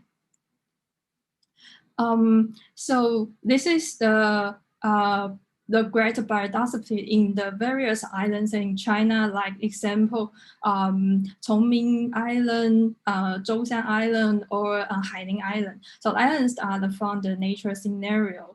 And in this stage, the island ecology call for everyone to explore the topic of the island collective as an artistic experimentation with the island ecologies as a point of departure. So with increasingly strict national boundaries and the quarantine conditions imposed on the global scale, so we invite everyone to explore the possibility of the island network and the topology, by extension, its limitation, boundary models of coexistence, as well as the norms between such demarcations, hybridization, and the vibration within our locale. So during this residency programs, we design into the 6th chapter means that we extend the online residency project into 6 months. And then we set up the different topic and the chapter to let artists or even let the curator to think about the new different way of making art. In the first chapters, Travel and Unbound, we still have the possibilities to have the online art talk at the Rockbound Museum, Shanghai. But after that, the second chapters, from the page till the 6 chapters, aesthetic, we all take everything online itself, and also upload our old residency materials through the YouTube, so through the SoundCloud, and even more to host a remote conference at Hangzhou. But however, immersing ourselves into this such of the residency project, we are more eager than before to look for the physical gathering. So I'll return back to the artist itself. So every artist have their different identity, different methodology to creating or to immerse themselves into this project. And now you can see the artist is Elizabeth Gabriel Lee is from Singapore. His ongoing research on the Crisis Island transverses the invisible forces of astronomy and astrology. So drawing from the topic of Cancer or Capricorn lines, the research speculates the missed connections and departures between native red crabs and a colonial magistrate. So you can see the picture from the left till the right. The left is from her great-grandfather was doing the business on the Christmas Island, but her great-grandfather is coming from China. So he often traveled between the China, from the Guangdong to Singapore and the Christmas Island. So the triangle made her to rethink about, could it be compile the cartography as an alternative political method to observe the economics and the ecology. And it can, since on the Christmas Island, there is the original people, like the indigenous people living there. So the businessman seems like the native man living there, but how do they living together with the animals and the creatures? So the red crab as the preserved animals are now turning into another point that to connect the culture itself. From the second group of artists, the XS is a duo artist composed by the Xue Yuxuan and the Xiong Yushou. They are all based in Chengdu. And in fact, in China, these two artists, except for the Xue Yuxuan living, born from Shandong, nearby the seashore. However, they are never experienced living in the island. So they imagine what is the tour, the notion of the island. So in fact, before the residency start, they imagine they are walking along with the border nearby the Guangxi and Vietnam. And then the destination is the Weizhou Down, also nearby the Vietnam. So they were just follow the route. Then during this trip, like in this 1 month, they get the tree, and then they find the tree from the boundaries. So the largest tree in the neighborhood with different branches that are sticking out from the inside of the pagoda built during the Qing dynasty. And it always visit earlier in the morning or late evening with the intent of a prayer. So people come to the trees to pray, and they will circling the 3 times like the clockwise for the safety and happiness for their family. And after this trip, they find the abandoned tree table. They were thinking about what is the life of circle. So they moved these table trees, return to their home. So I would like to share the video what they are making with the tree.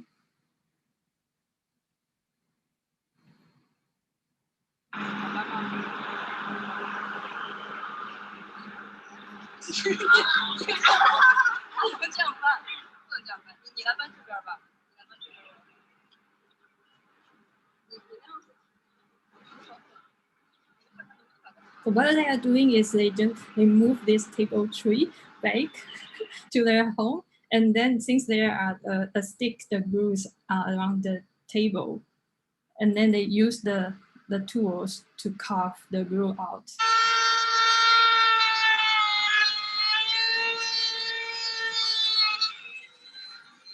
They were thinking if it's possible to make this dead tree alive again.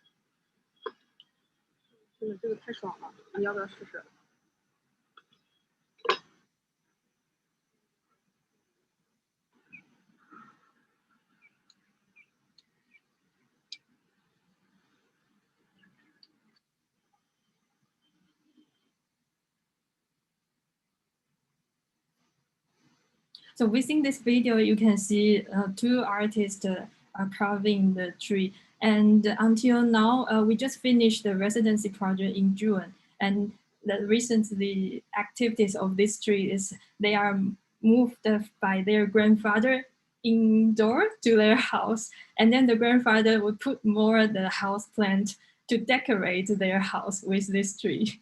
So this is an interesting development of this, the tree history.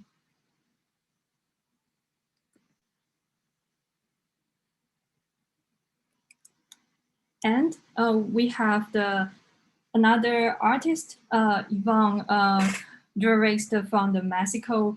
In his projects, he took the adventure and with his architecture background, he thinks the nature is a process that highlights the seasonal life cycle of the landscape that transform throughout the years as a dynamic process of always changing. So timescape exploration of a biological process, nature phenomenon, the animal state present in nature. So temporal the landscape or the seasonality are some of the concept of artist research.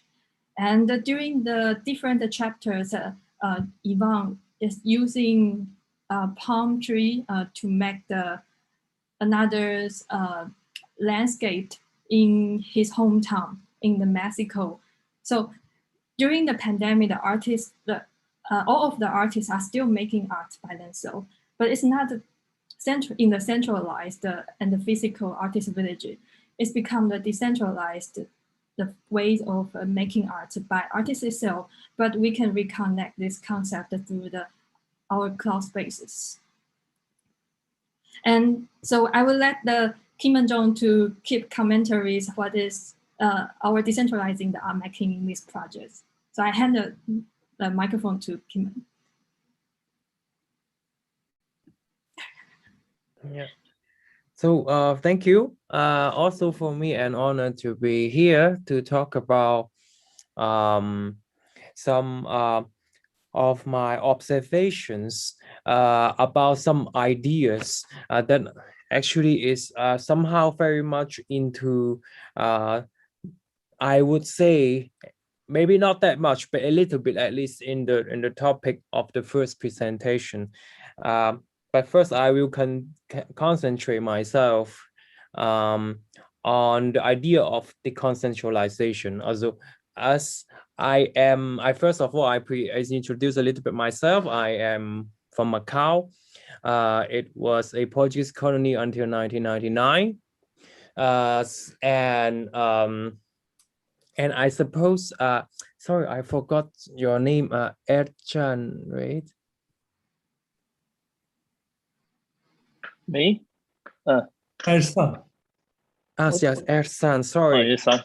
Yeah, I did pass my Turkish exams first semester, and I observe this is actually, I didn't expect to say something like this, but I observe the Turkish modernization and the westernization somehow is similar to the Chinese or Japanese modernization. This will to modernize the states in order to be able to compete with the Western world. And still today, somehow, we can see a little bit like that in Turkey. But what I also see is that this wheel somehow is ending in the sense that, like, for example, I'm not reading too much about the news from Turkey, but I observe somehow this wheel of to use the Islamic region as to revitalize the Turkish spirits, and somehow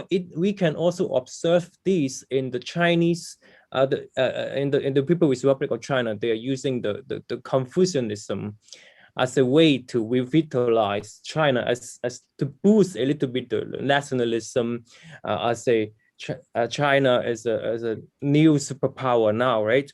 And well, I just wanted to mention this as I just have had in my head that you are from Turkey, and actually as this problematic, I observed the non-Western world because I studied visual anthropology in Berlin. I think the problem I studied in this master program in Berlin. I think the problem of this program is to make the students very obsessed about this victimization. We were the victims of the westernization of the world, and especially Macau was a Portuguese colony. So I had this drama in me to produce knowledge as a ex-colonized. But actually, even when we observe other East Asian states like Japan, for example, who was very willing to westernize itself, there was even a saying in the end of 19th century to quit Asia and to be European. And some writer in after war, they even say we should give up Japanese and we should all speak French. A writer who didn't speak any French. This will to be Western. And so in this context of obsession about this dynamics between the so-called Western works, the Western world and the non-Western world, so I observe the idea in this residency about this the idea of deconcentralization or decentralization or decentralizability. And can we decentralize something? And actually, I don't have here a conclusion. We do have our conclusion in the paper. If you are interested, we can share the papers later. But let me ask you some question. Can we decentralize? If we can decentralize, what are the centers? Because somehow I have the impression that in the modern modes of decentralization, it is more like creating different centers, like multiplying a lot of centers, and it might give us the illusion that we are actually decentralizing something, but somehow maybe we are also creating a lot of centers around. And these centers, they are still centers. And maybe we just endlessly creating more and more centers, but we are not actually decentralizing anything. It is my question to myself and also to you. And what I observed, the interesting is in the categorization, it is very clear. We are doing one, and then it is one, and we are doing two, and that is two. But somehow what I observe from Ipe's curatorial action, it is very much a mixture that I would consider like as a appropriation of Western stuffs and mixing somehow East Asian or Confucianist idea, whatever, that somehow because there I observe a huge flexibility of meanings of works and concepts that somehow this decentralization is materialized because the boundaries among things, the boundaries among categorizations are very fluid. So this is my questions to you, because a professor, an academic scholar from Turkey, and I imagine you are from Iran. I also learned a little bit Persian, and I also would consider Iran as a similar situation like China or like Japan or like Turkey. This will to modernize in the beginning of 20th century, to modernize the states while using Western technology or sciences or concepts or everything.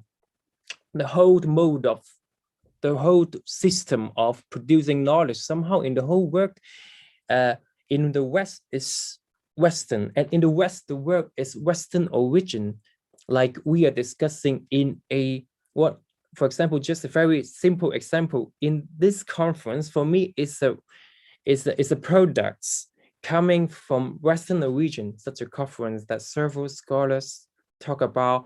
Maybe I'm a little bit radical to think that everything comes from Western, because other cultures we did have something similar maybe, but just producing knowledge, using the word knowledge in an academic setting, and coming from some universities, for me it is somehow of Western origin.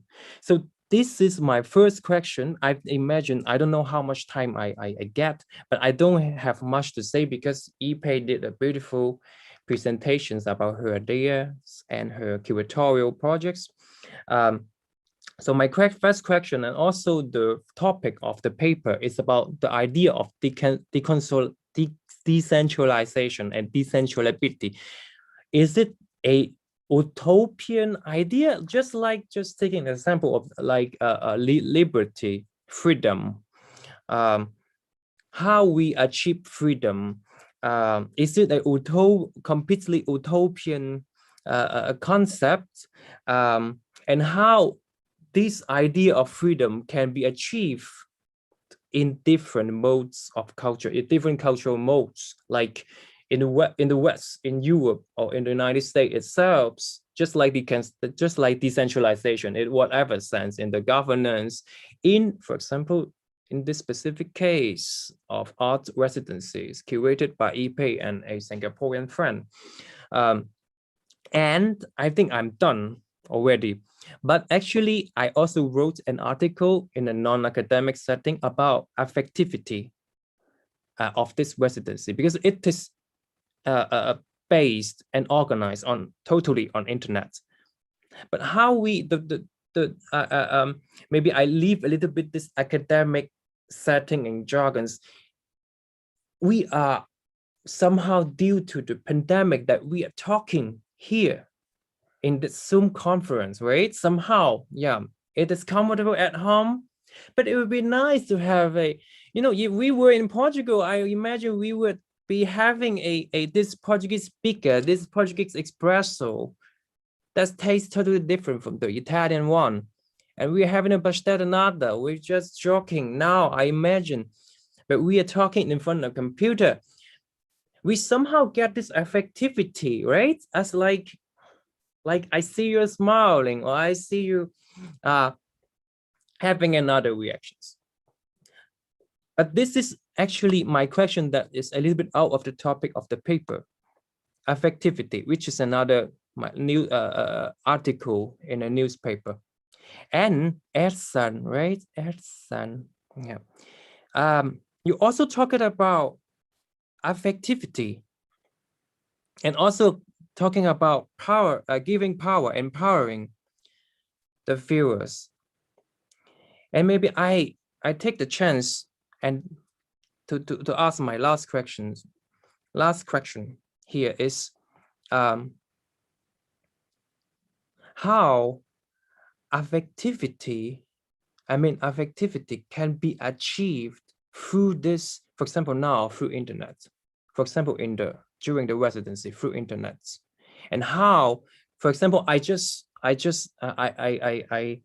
watched a little bit the documentary, some fragments when you were talking, and it's impressive to see this data visualization, how this idea of so many that soldier becomes just an animation, like that's a little man moving. And it's very impressive, but somehow it is just something visual. And is that how can we and you related this to a bigger effectivity? Because what we are seeing, I escape now again a little bit from the whole topic. I read an article about ethics of reading news during the pandemic. Somehow we are reading the news every day, like how many people are infected today, how many people are dying today, but somehow it simply becomes just a number, or how many people are dying in a war. It becomes a number. Oh, okay, 10,000 more today in Berlin. Okay, then we go to enjoy the sun outside. And yeah, and this is maybe my question is not clear, but you could ask me again later. And these are 2 points that I think are very inspiring from the how ePay organized and is still organizing the whole art residency with this, I observe as a mixture of understanding or producing new meanings from what I consider of Western origin. For example, this is an example, decentralization.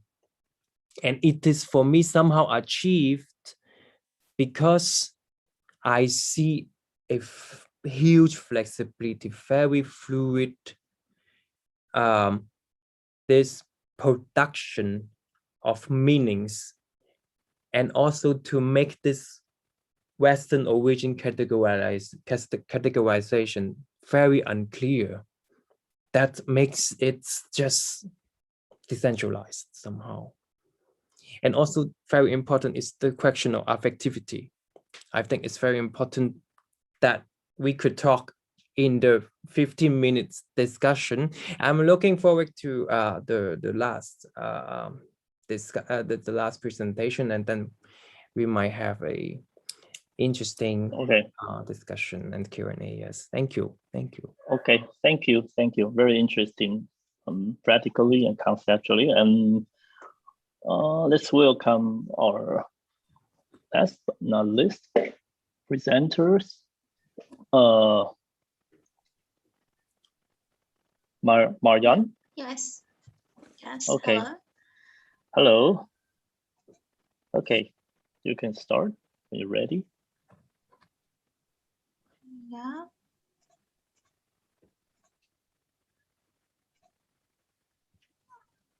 I'm trying to share my screen.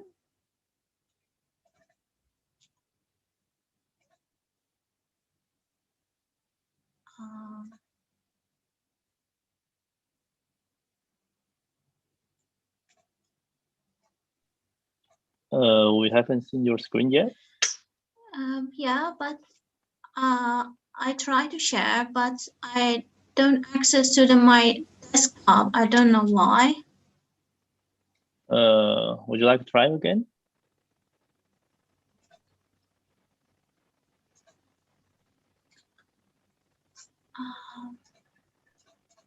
Let me see. Yeah.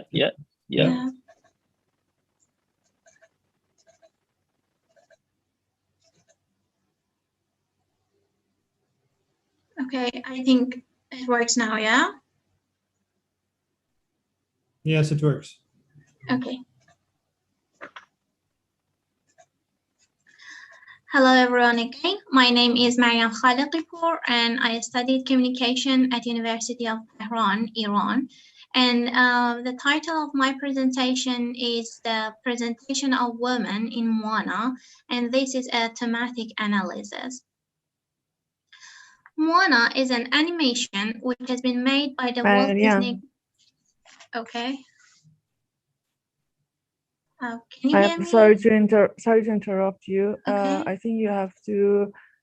Yes, you need to open your presentation first, then share your screen because we cannot see the file. Yeah. Although it's open, we cannot see it, Mariam. First you should open, then share the opened file. Now just do the unshare and then share again. Okay.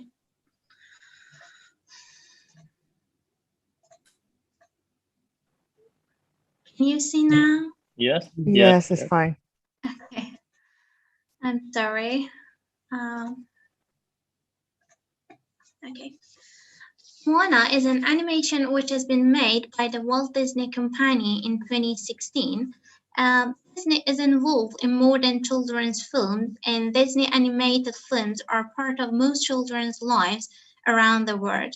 Therefore, when we want to consider the media content for children, Disney films are an important starting place because gender roles, expectations, and social norms that are constructed for females have an impact and influence on children.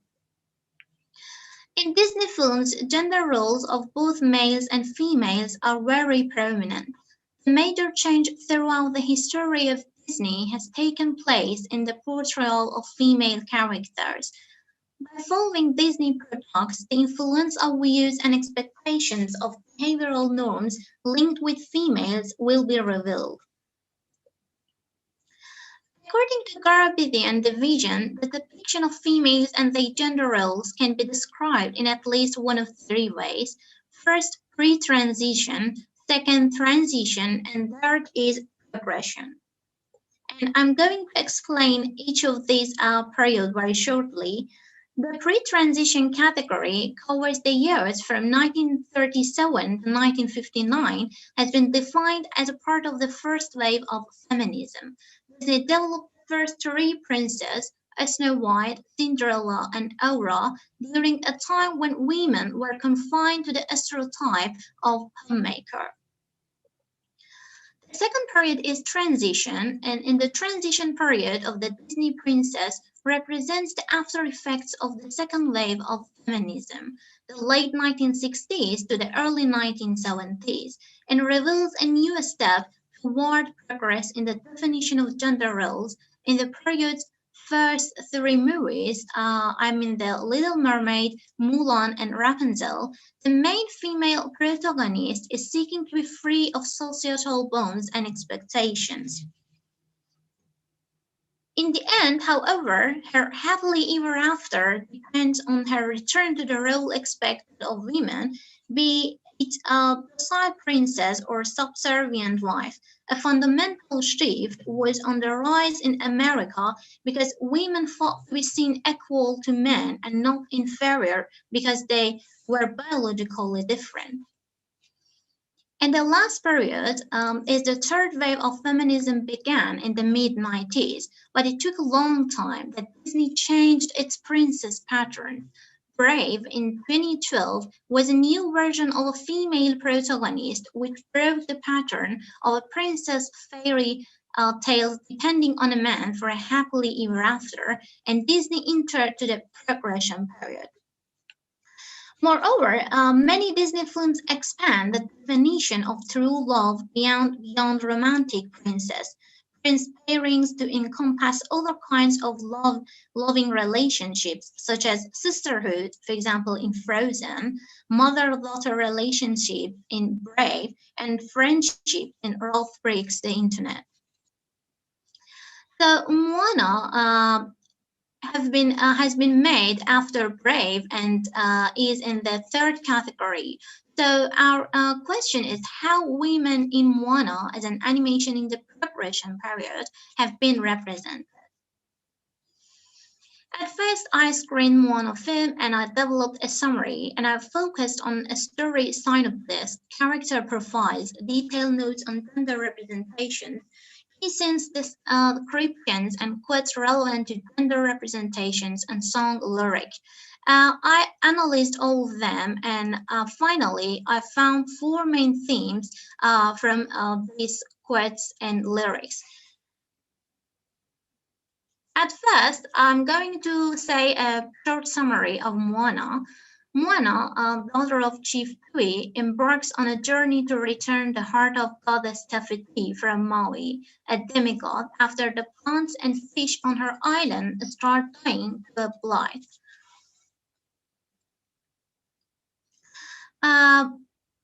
I found 4 main themes, transcending traditional expectations and rules, the leadership role, reframing the gender differences, and mental strength versus physical strength, and I explain each of them. Transcending traditional expectations and roles. Moana, as the female protagonist, is the daughter of the chief of the island. Her father expects her to be the next great chief, and he doesn't let anybody go beyond the reef on the ocean. He always focuses on their tradition, and he believes that happiness is where they are. He doesn't let his daughter leave the island. And the following, some of the quotes and sentences that he told Moana has come. Our tradition is our mission. Island is safe. Beyond the reef is dangerous. The island gives us what we need, and no one leaves. But Moana tries to break this old rule and go to the ocean. She thinks that people on the island can live better if they can go beyond the ocean. Finally, she makes the decision, breaks the rule, and leaves the island. The second theme is the leadership role. The pattern that arises in the last Disney films is that the female characters are portrayed as independent and free-spirited.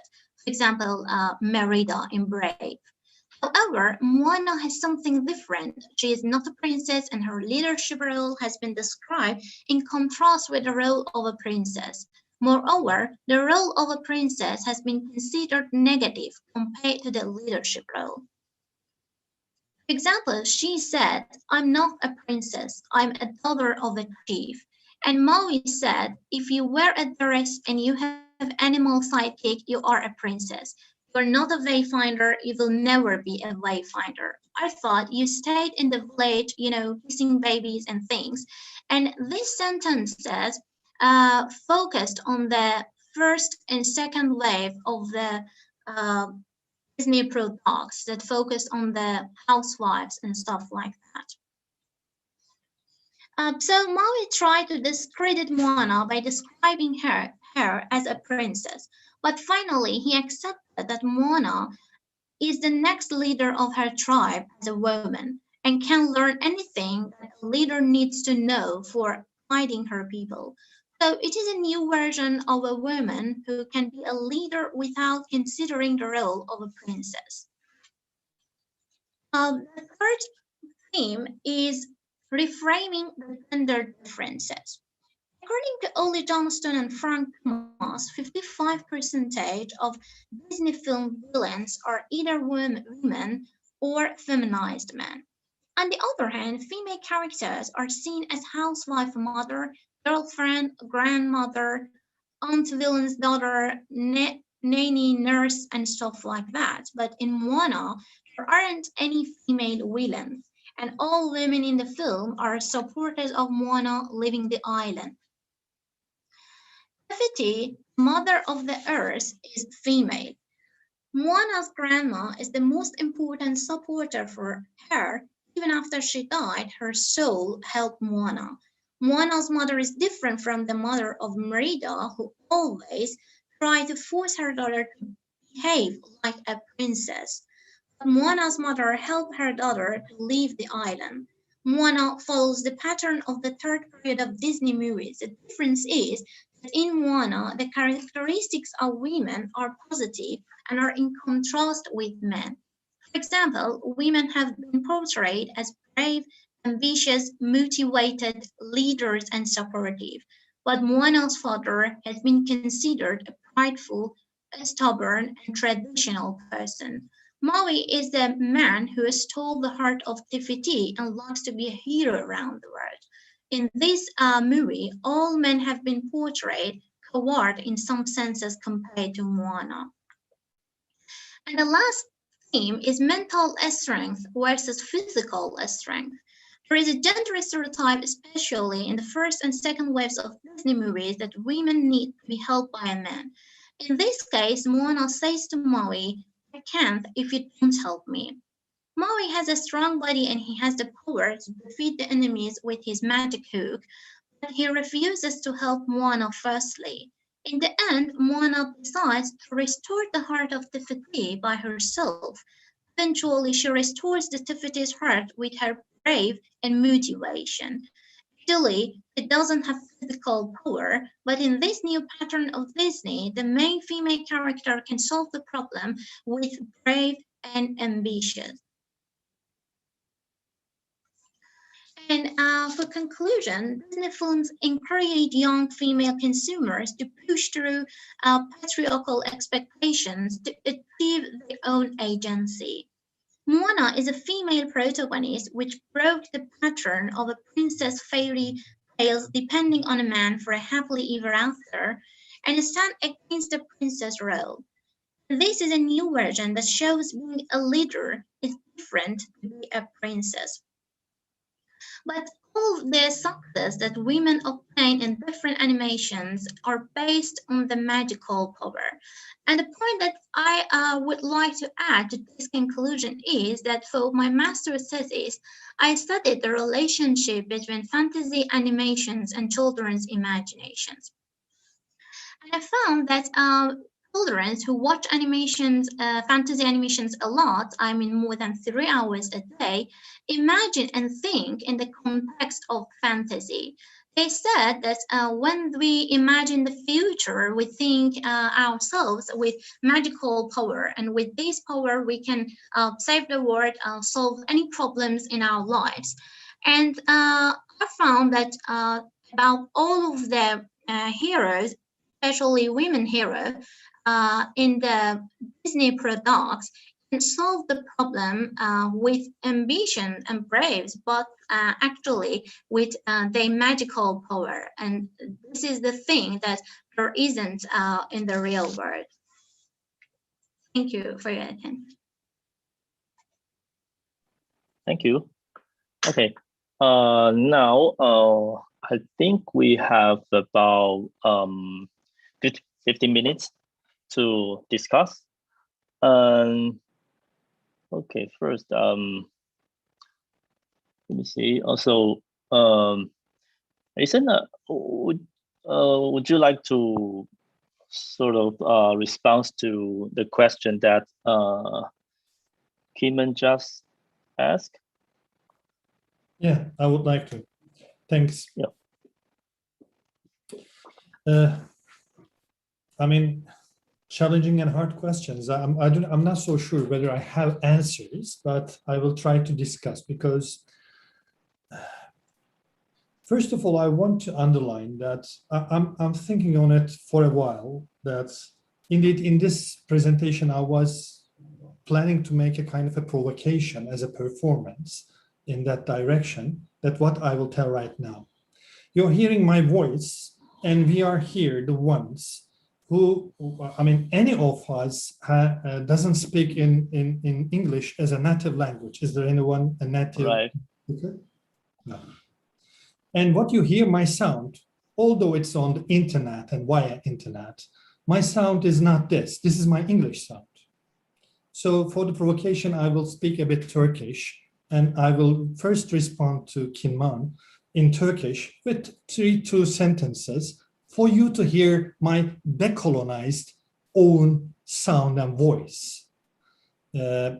I can guess, for example, Meryem's, because we are neighbors and I have Persian students, so I know their Persian way of speaking. I have Kian Shimshari from Tabriz, and he is speaking, I always kind of encourage him to speak Farsi in the class from time to time, and his voice is changing. And he made a film like that. Şimdi Türkçe konuşuyorum ve benim esas sesim bu. Ve bu sesle konuştuğumda gerçekten kendimi kendim gibi hissediyorum. Ama sizlerle olduğum anda bir başka dille konuşmak durumunda kalıyorum. O da İngilizce. So what I said is not so important. Indeed, I just gave my sound and you see that the tone is totally different. And I cannot manage to make it in English because English sound structure and tonation is different. So that's changing. My throat is changing. And I am feeling sometimes dizzy and a bit irritated in my throat because my throat is going up a bit. I see it. So the decolonization problem with the decentralization problem is a big problem, Kinmo. And by being closer to the West, you are more inclined to be Western. And this is the Turkish Republic's basic motivation in its constitution, to become Westernized rather than Eastern. And now we know in the academy there is a term global South, but I am insisting that talking about global East. We are global Easterns. I'm not the global South. I know the problems of the global South, especially because of the Latin America, Argentina, Chile, Brazil, that I am following, especially on the political context, Venezuela. But I am the global East. And in the middle, there is a very little Europe, indeed very, very little. If we know a little bit cartography, we know that the European-centric projection is making it bigger, but it's really small, but it's in the center, and we are using as the meta language English. And unfortunately, even in my own presentation, I couldn't put any Turkish references to you through the Turkish way of thinking, Turkish philosophy, Turkish wisdom, or let me say Asia Minor wisdom, or the Mesopotamian wisdom that we know a lot. And we indeed have a huge history like China, like Taiwan, like Asia. I mean, we have a huge history, but we do not use the references. We do not use the resources. And I can give lectures on Aristoteles, Plato, St. Aquinas. But I'm talking about a Christian thinker. I do not know, but I can talk about St. Aquinas and so many philosophers of the West. Germans, a bit hard, French and eccentric, Spanish different, but I can talk. I really like Ortega y Gasset.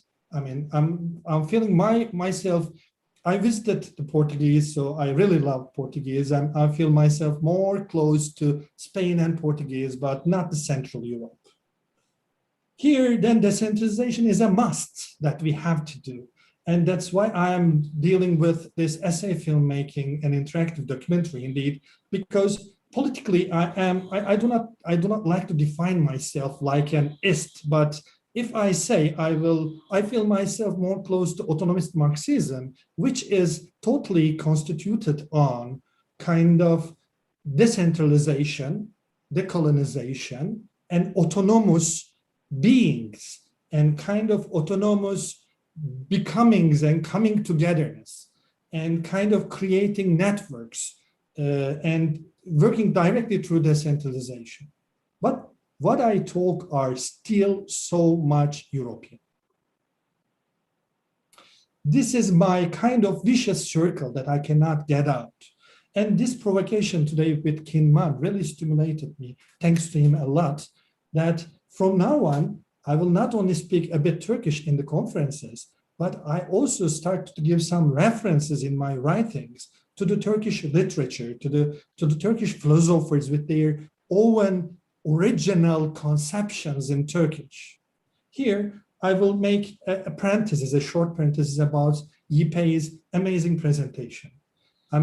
It was really lovely, and these artist residency programs are so important because, as Kinman said, that I find the Zoom so useful during the pandemic, but so much flat.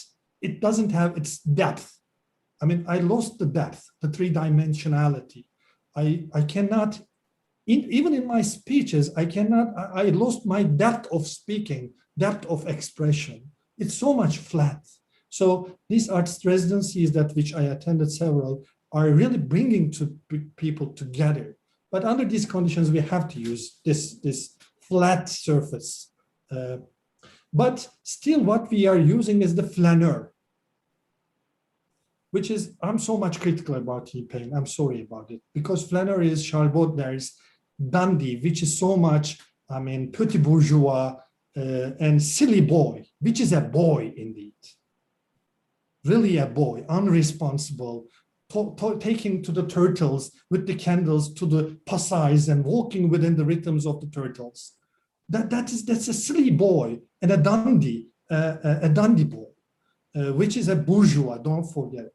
I strongly suggest you. Now I will give you an kind of an example from Europe again and Turkey.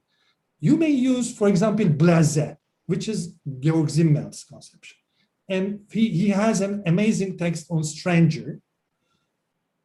I cannot translate into Turkish, which there's no stranger in Turkish. There is words, yabancı, but yabancı is different than stranger. Stranger is Jew, we know that. I made a rewriting of it for the Gypsy, and it was so funny. Zimmel is a so serious guy. He is German. And I think, but we have garip. Maybe Meryem has a sound that like the garip, gariban. I mean, because that's not Turkish, that's Farsi or Arabic. I do not know. And that is different. That's more globalist. That's more Mesopotamian, more Asia Minor, Gariban. He is so much seen. First of all, that's so much he. But I do not want to make an anachronism because it's an old term. But there may be kind of different words we do not have feminine or masculine words, but which may be feminine words that I can find in Turkish.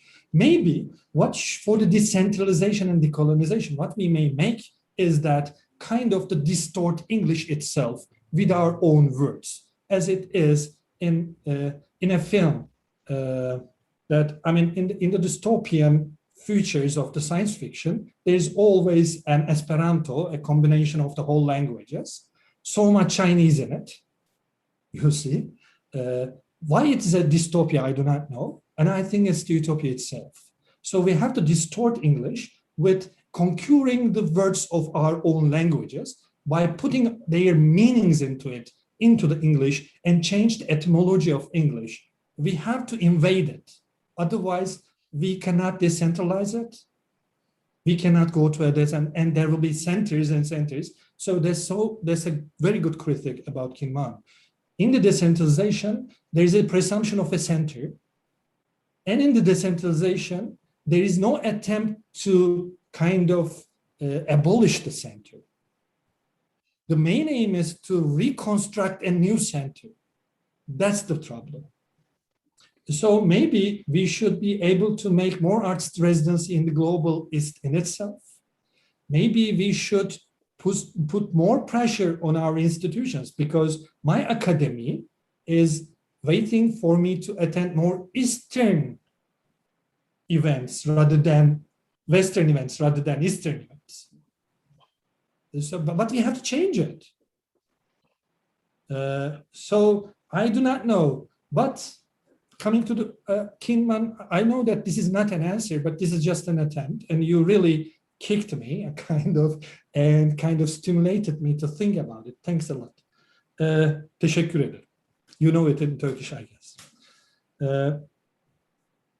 And this affectivity and affectivity, the two different terms, and we have it in Turkish. Indeed, we do not have affect in Turkish. And I think it's a new word for also in English. it's more Spinozian. But Spinoza has kind of correspondences in Asia Minor, indeed, in Mesopotamia.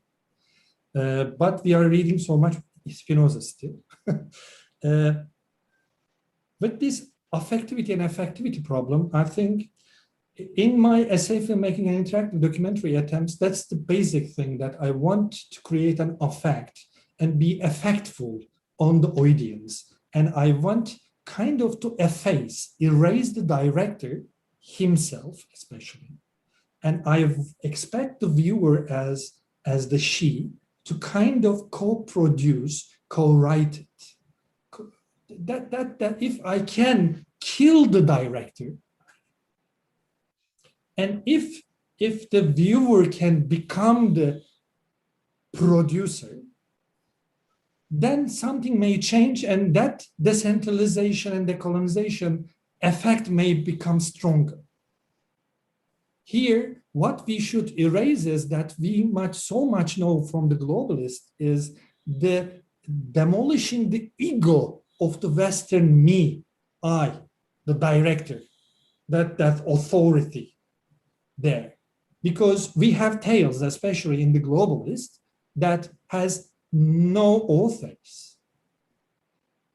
I mean, 1001 Nights Tales has no author. Indeed, Odyssey and Ulysses does not have, I mean, there's no Homer, we know. And we should gain back that. For example, I can easily say that. I mean, you may say that he is Greek, and I may say that Greeks are Asia Minor people. So, I mean, Homer is my people, and his Turkish name is Ömer. That's all. And I think we should start to take back some things that is taken from us. But we know that during the colonization, what they took were kind of the resources. They couldn't take our different ways of being. What we are doing is kind of trying to efface that being and becoming Western, that I am not, I know. I am not, and I do not want to be.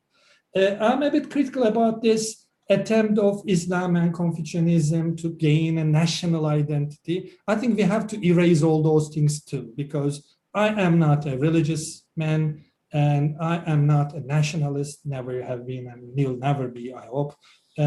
Kind of thing that I'm basically more a kind of confused man between kind of socialism and anarchy, maybe. So I cannot be a nationalist and I cannot be a religious man, but people may believe in what they want to be believing. I do not have a problem. That what I'm waiting for is not the tolerance. That's another story that I wrote down in an artist in residency program in Syria in 2008 or 2009 in Damascus, was a story and a performance I made on the word tahammül. Tahammül is something different than tolerance, and maybe we can write it down later. So this affectivity and affectivity are so important things, but we should find some different ways of doing it in our academic way of being or non-academic artistic way of beings.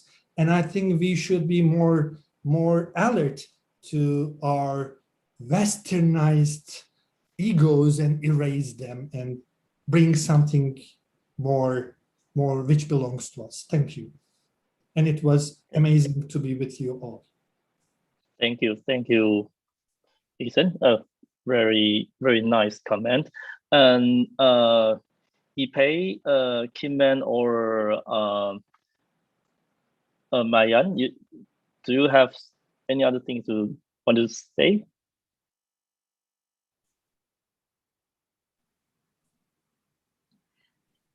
Probably I would like to add feedback about the Fresno in the insular cities. So during this online residency project, it's to feedback on the pandemic situation. So the hour was tremendously hit by the the situation by the lockdown itself. So even the artists, curators, galleries, or art markets have been in the lockdown or been in a very bad situation. So it's like as I'm saying, so this project is due to reconnect people together, and then we really want to share how the artists or the people in our work can empower ourselves through this tough situation. And so I'm really happy to be here. And I also received some commentary on the terms that I'm using. So maybe next time I will discuss this in a deep way, and maybe I will tag Taiwanese language in my next chapter to discover this topic. Yeah, Thank you. that will be good. Okay. Mayam, you have some final words to say for this section? Yeah, I only want to say that I think moreover academic environment that Erson said that we need to change something. I think the most important period is during childhood. I think sometimes we can change something important in our childhood, because my profession is the media and children, and I always talking with children, and I know that some utopia that they make for themselves is through childhood and through the animations that they watch, and so I think this period is important. Thank you. Great. Yes, I think the time is almost up. Yeah, it's a bit shame. I really hope to really meet you and have some more discuss with you. We will have a very, very, very interesting discussing. Okay. Yeah. Would you like to put your contact on the message in the message? Yeah. Okay, great. I also put my message here. Yeah, I mean, I will save the chat and keep the context that I would like to be in contact with all of you. I mean, it will be amazing. Great. Maybe we can organize something together. Okay. And next year, maybe we can come together in Avanca. I mean, it's a lovely town. Yeah. I've been there several times. Amazing food and Porto wine. Yeah.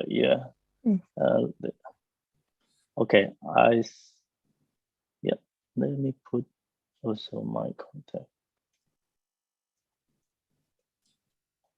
And I mean, that year at the end of the festival and the conference was superimposing with corresponding to a gastronomy festival. Is it going on?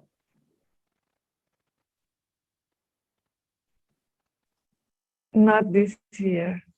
Yeah. It's 2 years that we don't have that for the I hope next pandemic. Year. Yeah, hopefully. Hopefully. Okay. Thank you again. Thank you so much for your participation. Okay, so let's finish this Thank section. you all. Thank you so much. Bye. Thank you. Goodbye. Bye. Bye. Thank you.